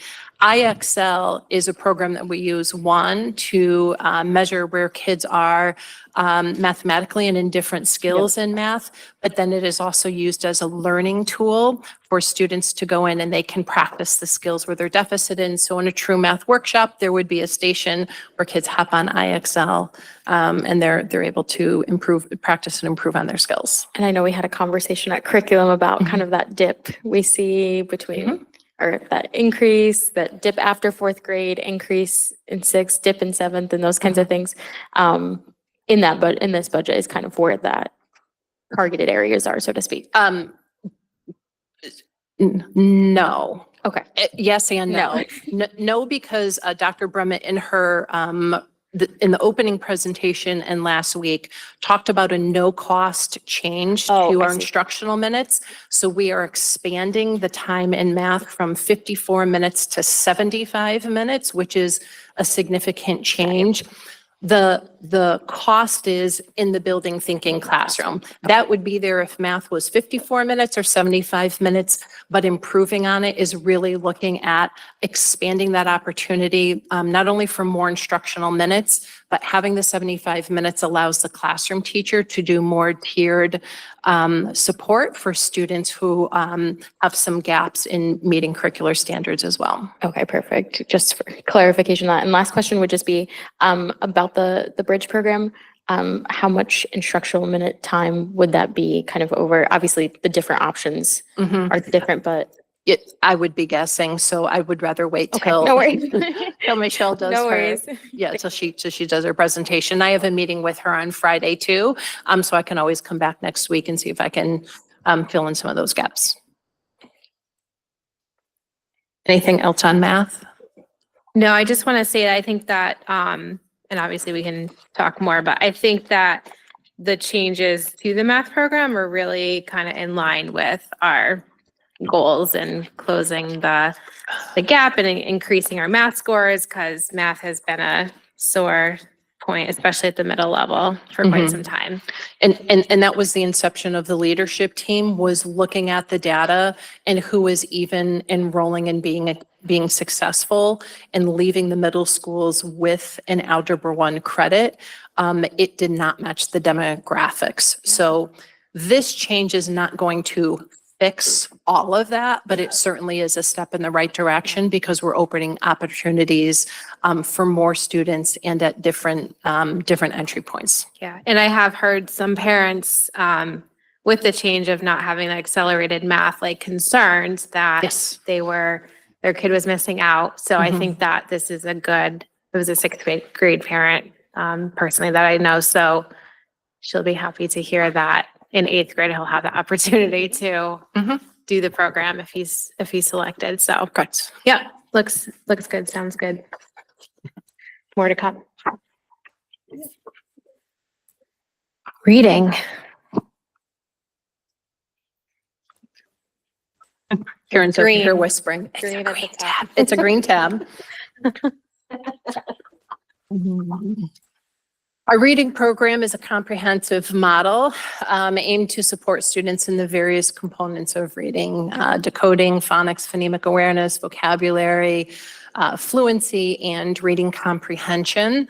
The vast majority of the asks for the reading program you're going to see in the supplies, and I just want to inform you about a couple of upticks there. One has been in Dynamite decodables. It's part of the benchmark program, and it's going to be added for kindergarten and grade 1. Kindergarten and grade 1 have the Dynamite decodables, but they have no materials for the kids to take home. So it's just enough materials for the kids to work through the decodables at school. Grade 2 was the grade that was funded for both at school and things to take home, kind of as like, let's see how this works. It's working well enough that they want to be able to fund those so that kids have the materials that they can take home and encourage their skill development at home after they leave school. The other big bump was in the Raycraft Books Knowledge Strand collection. That is also related to benchmark. And the strands are content. There's two different strands. I asked Bev, the strands don't necessarily relate to any specific subject, but you can think of them as being just different collections. So when we have kids that are really strong readers, and especially they're highly interested in informational texts like science and social studies, the kids go through all of the books and then they have to repeat them all over again. So books have been very popular with the students, which is a great thing. So we're looking to expand that with the second strand of those content books for the reading.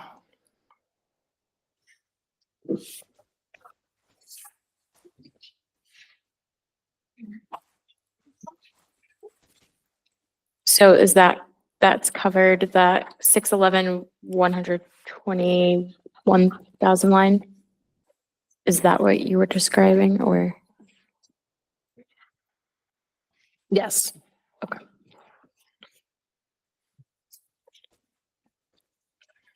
And just a follow-up to, I'm hearing good things about benchmark as we kind of get through it, but not seeing a lot of impact budget-wise on this is a good thing. Like, we're not seeing a lot of change in that in terms of requirement of materials. No, we have, our contract with them is, I think it's 4 years.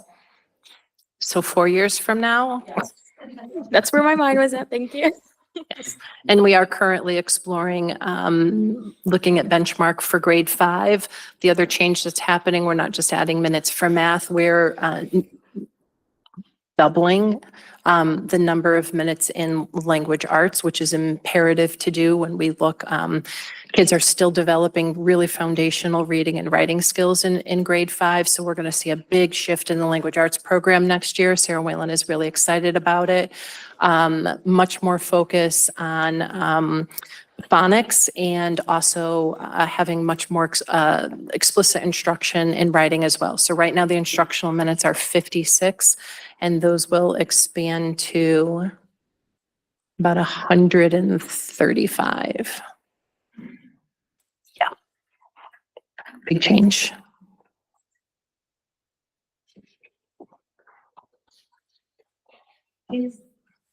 Sorry, is Lexia the same as that reading A to Z? Or is that? Reading A to Z is sometimes it's called Raz Kids. Yeah.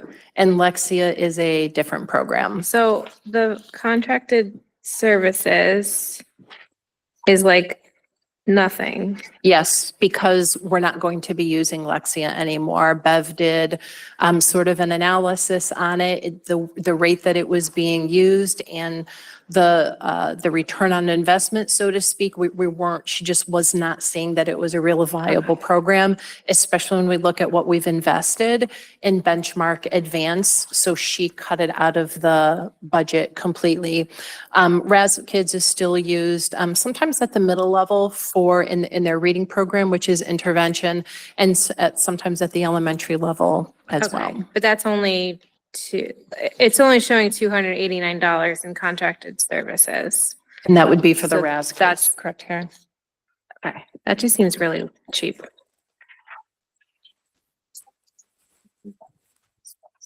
Perhaps it's a multi-year contract that's not up next year. Oh, maybe. They're poking. They're looking.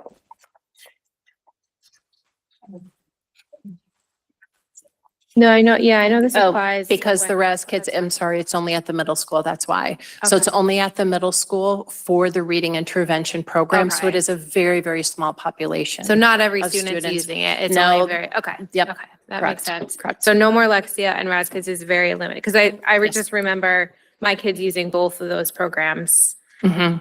in It earlier it years. did used to and be now used, they're- yes, at the elementary, not anymore, just an intervention and no more Lexia. Okay, okay.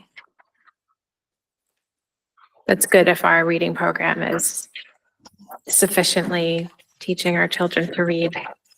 Yes. Go ahead, Mary.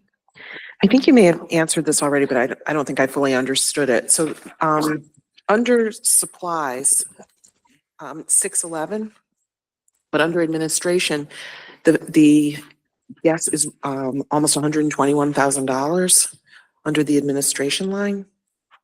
Is that the aggregate of the supplies? Bless you.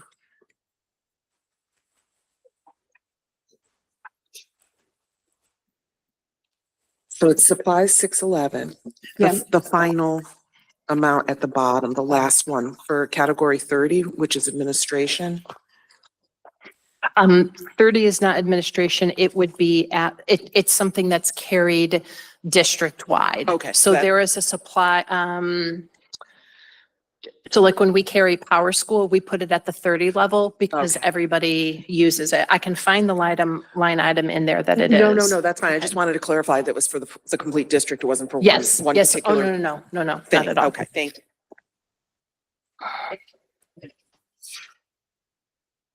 Yeah, could you just get what that is, that 120,000 specifically? Because it says classroom libraries, that dynamite decodables. Would that be where kindergarten pre-K books. benchmark is?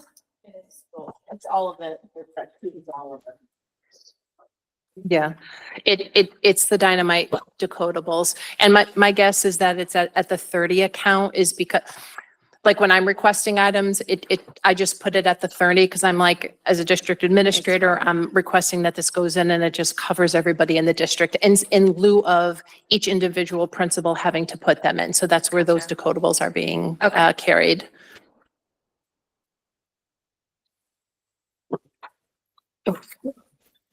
Would this be one-time expense or recurring if, I would imagine just like any tax, they're going to break down and they would have to be replaced, but this should be a replenishment. Yeah, it's not okay, something. it's not like every year kind of correct. Okay, thank you. I think it's necessary. I don't think. Any other questions for reading?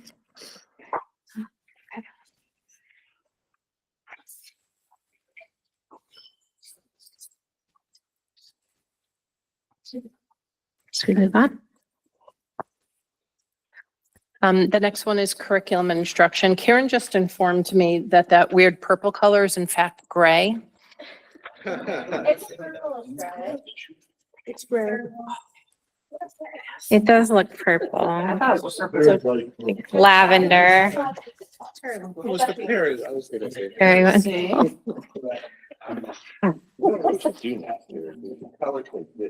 You know, I think you're right.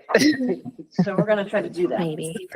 In the curriculum and assessment program, we carry really just what the title is. We carry the supplies for our curriculum writing. All of our curriculum writing is on a 5-year cycle. So we do our best to make sure that we're reviewing that actually every year, but every 5 years a curriculum is up for renewal and then that would be revised. We obviously change those dates when we see new standards that are being released. Also carried in the curriculum budget is Power School, which is very expensive.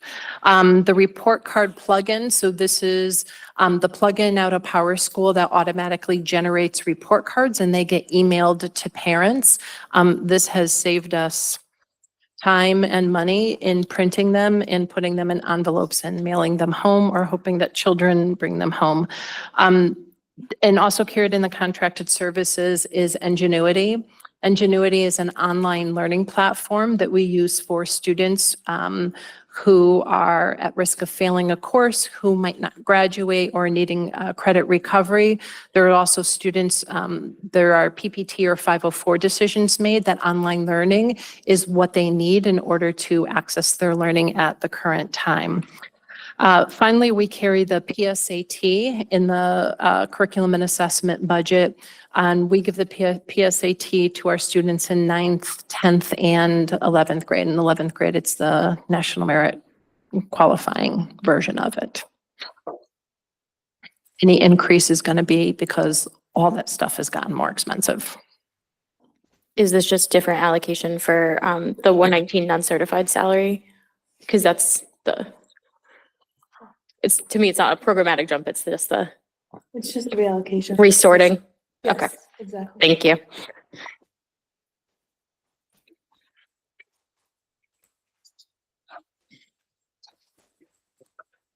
Pretty straightforward. No questions? All right. Media library services. The tab is brown and it's right after curriculum and assessment.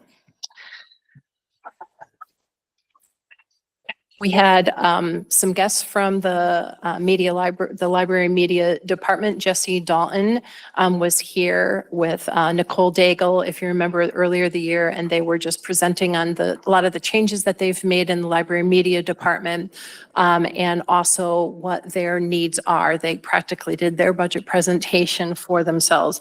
So a lot of what you heard from them about really diversifying their texts and also making sure that they are weeding through old texts and replacing them. That is what you are seeing in the budget requests. So there have been some significant asks to increase and expand all of the libraries, not only to represent the diversity of our student body, but to just also bring in new titles that have become popular with kids as well. You'll see that what Bev and I worked on during the budget process is that there were a lot of classroom teachers that were requesting additions to their classroom libraries to supplement benchmark advance. So we looked at those and consolidated them and put them over into the library media line instead.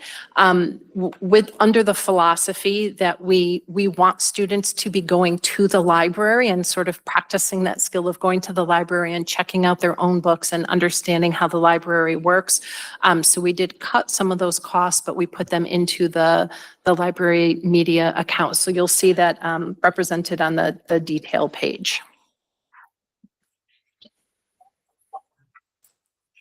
I'll add that with some Title III funds and some bilingual grant funds. I've been able to supply about $2,000 worth of books. $2,000 sounds like a lot of money when you're buying books on Amazon, but when we buy library books on Amazon, they don't last.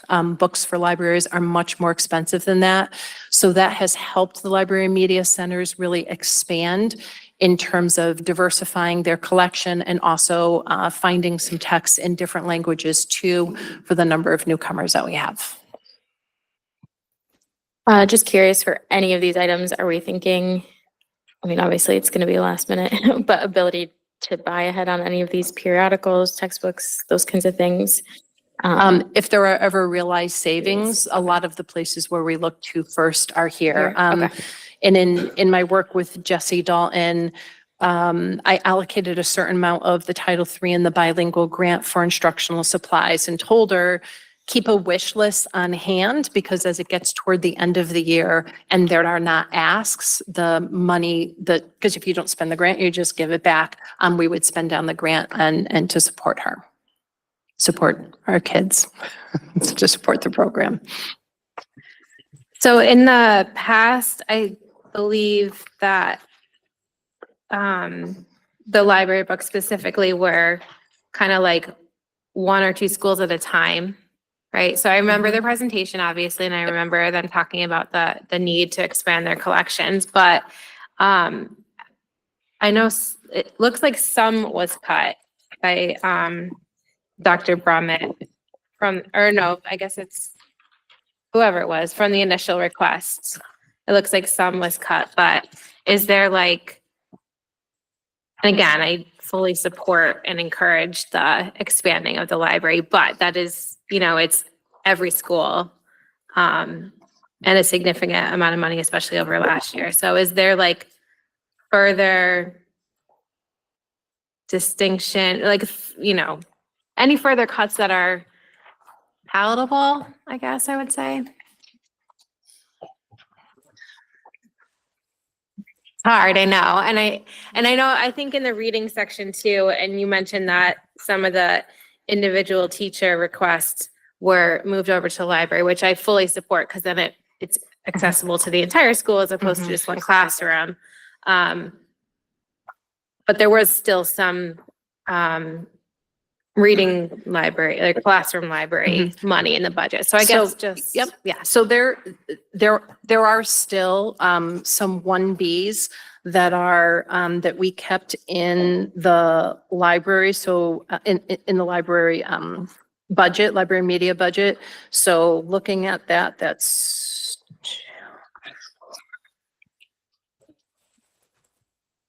1B meaning more. yeah. maybe So there want- could probably be, somewhere between, we might be able to reduce that by like 30 or 40,000. I mean, that just feels icky, Mhm. but Yeah. something to keep in mind, I guess. And just wanted to follow up too, I think no cuts mistakes feel palatable if it means a child not learning and all these things, that's not going to happen here. But just curious too, we can't really factor in until, we have year end, so to speak, of school year on what is also able to be bought ahead to offset that. So it's kind of, again, the imperfect budget timing that we have. Yeah, like if there was $30,000 or $40,000 worth of grants, then Right. that.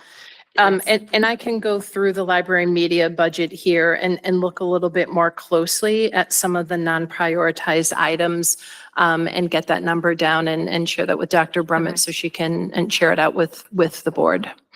And Jessica, to your question before, they have prioritized. So when you look at this school by school, there's higher asks than there are in other schools. When I gave Jessie the total amount for the grants, she looked at the entire population of our multilingual students at schools and compared that to the collections they had.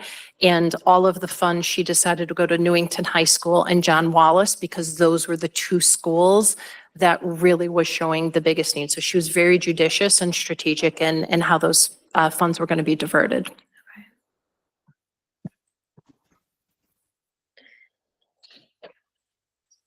Any other library questions? Good job. That was a long stretch. Yes, thank you. Okay, so maybe just take a pulse, how we're feeling. We can't do the special ed, the Marilina's today, but do we want to do the 3 for Mr. Farisi and then Call it? Okay. Mr. We do not have to Mr. vote. Freese looks ready. He looks ready to go. Let's do it. So I would like to direct you to the second Gravender tab. Grab. How long have you been It sitting on is, that one? thank you. But so continuing adult education is your next tab. And our continuing adult education is a very robust program. I'll pass around the flyer if anyone's interested. It consists of 2 main kind of areas. One would be the mandated learning requirements that we offer folks, which would be like your diploma credit bearing program, the GED, folks who are English as a second language, so the ESOL program, as well as adult basic education, and folks who want to attain citizenship. So those are kind of the 4 mandated areas where residents can enroll at no cost to our adult education program. Then we have another side of the house of the program that is enrichment. And we offer an abundance of enrichment programs. Those are at a slight fee. So there is a fee for our enrichment program, and that works on a sliding scale as well for different economic groups. And you do pay $10 more if you come from, if you're a non-resident. So whatever the fee is, you'll pay $10 more if you're a non-resident to join the enrichment programs. What you'll see in this program is really just attributed to an increase in salaries. So those are just contractual salary obligations that we have. and the other is just a slight increase in the fee for printing. We do print our pamphlets and brochures and send those out to the community. We also publish that in the local newspapers, so that way folks are aware of the opportunities that are available to them. Otherwise, there are no other program improvements that we're requesting.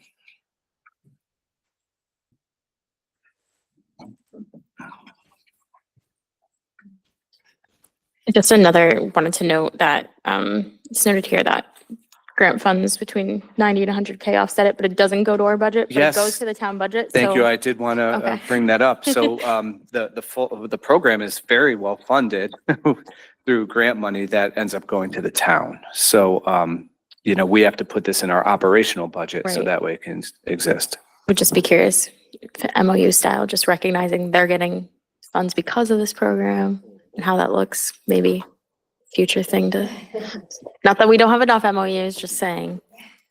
It seems like it directly offsets this, but it's directly not offsetting our budget. And so. I've never understood why that That is is- the case, but it is the case. We Just curious, verified that. Is that state statute or is that like the programmatic thing? And It's would we be able to required- change that at some Does anyone point? know around the table about why, could it be like ECS money automatic was the town? I don't know, but it's certainly been the case in my recent history as a Yeah. superintendent. Would just be curious if that could be changed at like an Lou, administrative. do you know why adult ed goes to the town and not to us? The adult ed grant, why it goes to the town and not to us? We get our, the way it was set up is we get our appropriation for the adult ed program from the town. They get to take the adult ed grant just like the educational cost sharing grant, since they're providing all of it in the appropriation. So there you have So it. not something we can likely change. It must be under the same auspices as how ECS is arranged, but it's been longstanding. Any other questions for continuing adult education? Okay, if you just go one tab backwards, it's the pink tab right before the Ravender tab that you were just on. It rolls nicely. So homebound instruction is our program where we are able to support students who aren't able to come to school for a period of time. Due to a number of reasons. It can be a physical reason, a psychological reason, and or students who might be, placed in a hospital setting for various reasons. So we provide homebound instruction to students. You'll see a reduction in cost in this program. That reduction is attributed to our opportunity for the Nor'easter Academy and students able to participate in that opposed to homebound instruction. So although there is a little increase contractually for the hourly rate that we have to pay teachers, there's an overall reduction because we have the Nor'easter Academy program where students can participate there and do not require homebound instruction. Any questions in the homebound program?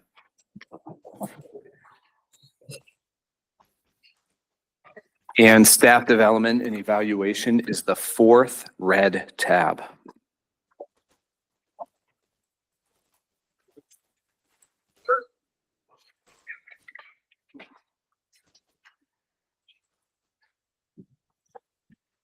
Well, staff are our greatest commodity, our primary resource that we have, right, to support our students. And so with that, we want to ensure that we have a robust evaluation and support system, professional learning system to support all of our staff.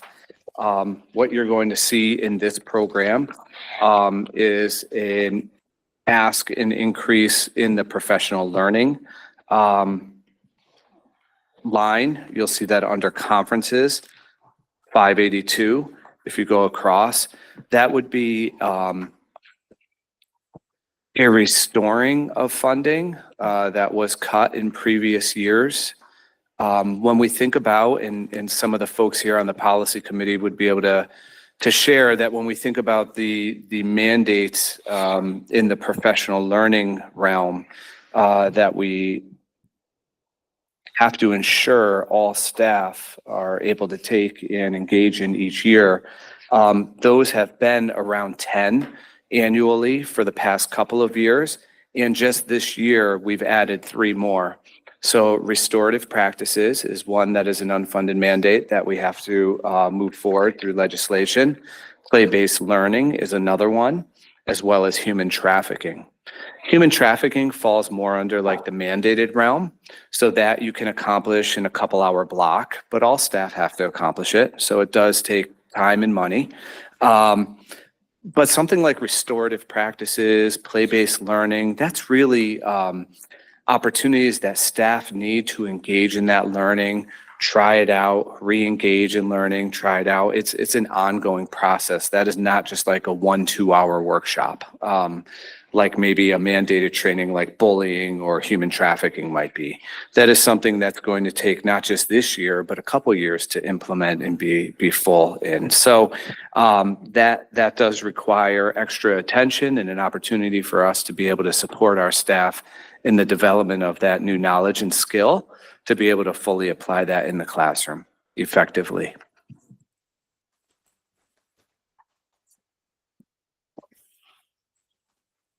So are those conferences versus or like people coming in for professional development? So we put it under there. It's a combination of all of that. So that includes folks who either request to go out of district. It includes folks that we bring into district because they're experts in that field and can help support us and grow kind of our own trainers of trainers. But it is also to pay our own staff who are experts in some of this work and can provide it to us. We still have to pay them for their planning. This is in the contract, in the NTA contract, we have to pay them for their planning time. And if they do that facilitation of learning outside of a regular school day, we would have to pay for that as well. So the combination of all that. We also have to support our paraeducators in joining us during that time. So when paraeducators stay for early release Tuesdays, when they come in on, let's say this Friday, February 14th to support, to be a part of that learning, we would have to pay for that. That happens less on this Friday coming up and more so at the start of the school year when we invite all staff in to engage in the professional learning that we offer. So those days are our professional learning times and monies come out of here to support that as well. And we also support folks outside of just our educational staff, right? So if Dean Barnes is working with his trainers and his folks in his department, we support that through these monies. Jason Plum with the maintenance, the custodial staff, all the requirements that they have through OSHA, we support that. Mm-hmm. So we support the whole district. It isn't just focused on our teachers and administrators. Yeah, so I guess I'd just be interested in if any of the 80,000 requested is like a trip for 1 or 2 teachers or like a small number of teachers who are just going for their own personal reasons versus teachers going to be a trainer to bring it back to the district. So if it's cost effective, like if it was just someone going for their own personal development and not sharing the information in a more broad way, to be less inclined, like that's right, versus like if they're doing that to come back and everyone would benefit. So is there a way that you can look at the requests and see like how much of it is like we're paying for conference and flight and hotel?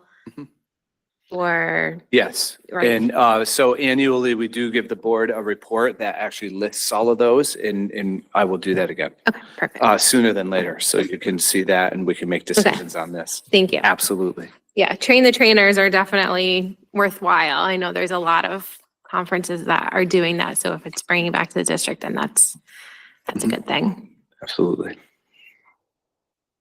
Any other questions? Okay. Done with that. So then looks like we can break for tonight, and on Wednesday we can go through the last Marilena and Lou, those other programs. Perfect. Okay. All right. Moving on, we have public participation on any matter related to board business. If you are in the Google Meet, you can raise your hand. Don't see any. Remarks by board members? Ms. Weaver. Just want to say thank you again to everyone. Karen, this book is beautiful. I don't know how people say, but just want to say thank you to everyone. Again, staff takes so much time to prepare these things, but then also all this extra time at night to come and present to us and to the public. So thank you all for answering our questions, and in advance, thanks for getting back to us on all of those inquiries. Mr. Holleran. And I'll just add very quickly, budget season is hard for everyone. There's never enough money to do what you need to do. I appreciate the work and effort that went into this, the presentation to walk us through spiking out some of the higher level items. That helps to make determination, but it also makes it harder because now you know why. But we thank everybody for their hard work, and we will do our best to support you moving forward. And I meant to say it earlier, but I didn't, so I'll say it now. If any of the board has questions between now and Wednesday, can email Dr. Brummett. Yes, you. And as she can, we'll get answers, or eventually we'll get answers if we don't have it on Wednesday. So, yeah. You want? Just want to mention I'm leaving tonight with a slew of questions from you already. AP Psych, do we need the books, library books, 1B, are those cuttable? Report on professional development from Mr. Farisi. OSHA and CPR certification, not a budget impact, but just a curiosity. And then Craig and Jay are going to look at what are the insurance costs of our fellow DIRG D folks. Are they same as us, less than us? I don't know. I couldn't tell from my notes. Did the board want me to look at our athletic fees as to whether they're comparable? Yeah. Yeah. Okay. Speak. Yeah. So we'll do that. How And we then- compare. How much outstanding might we have from Chromebooks that Yes. we haven't been paid? So we've got all the fee issues. In fact, we'll even look at senior activities. Are they impacted by fees? Are we charging interest? So there's a whole slew of Yeah. technology questions that will, I'll do my very best to work with the team to get those answered for Wednesday night. And a special thank you to the team, Steve and Kristen and Lou and Karen, who did all the presenting tonight, and our folks that left earlier. A lot of work to put that forward in a clear way. So I appreciate their time. Mike. Just a real quick question, if it's not too much trouble, do we have an estimate on how many, again, with the technology fees, how much have we had to write off? Yeah. Yeah, good question. The actual loss. Lost it. Good question. Yeah, See you yeah. around here tonight. That was the second question. We really look forward to the minutes for this meeting. We don't put them in the minutes. Yeah, They're they're separate piece that we work on. All right. Do this. Very good. You don't have to ask. Motion to adjourn? All right. We do Second. need Second, whatever, we don't have to, but. any discussion. On favor? Aye. Hi. Hi, Brittany. Hi. Have a good night, 9:30. guys. Sorry I couldn't be there. See you We miss Wednesday. you. See you Wednesday. 9:38. Meeting adjourned.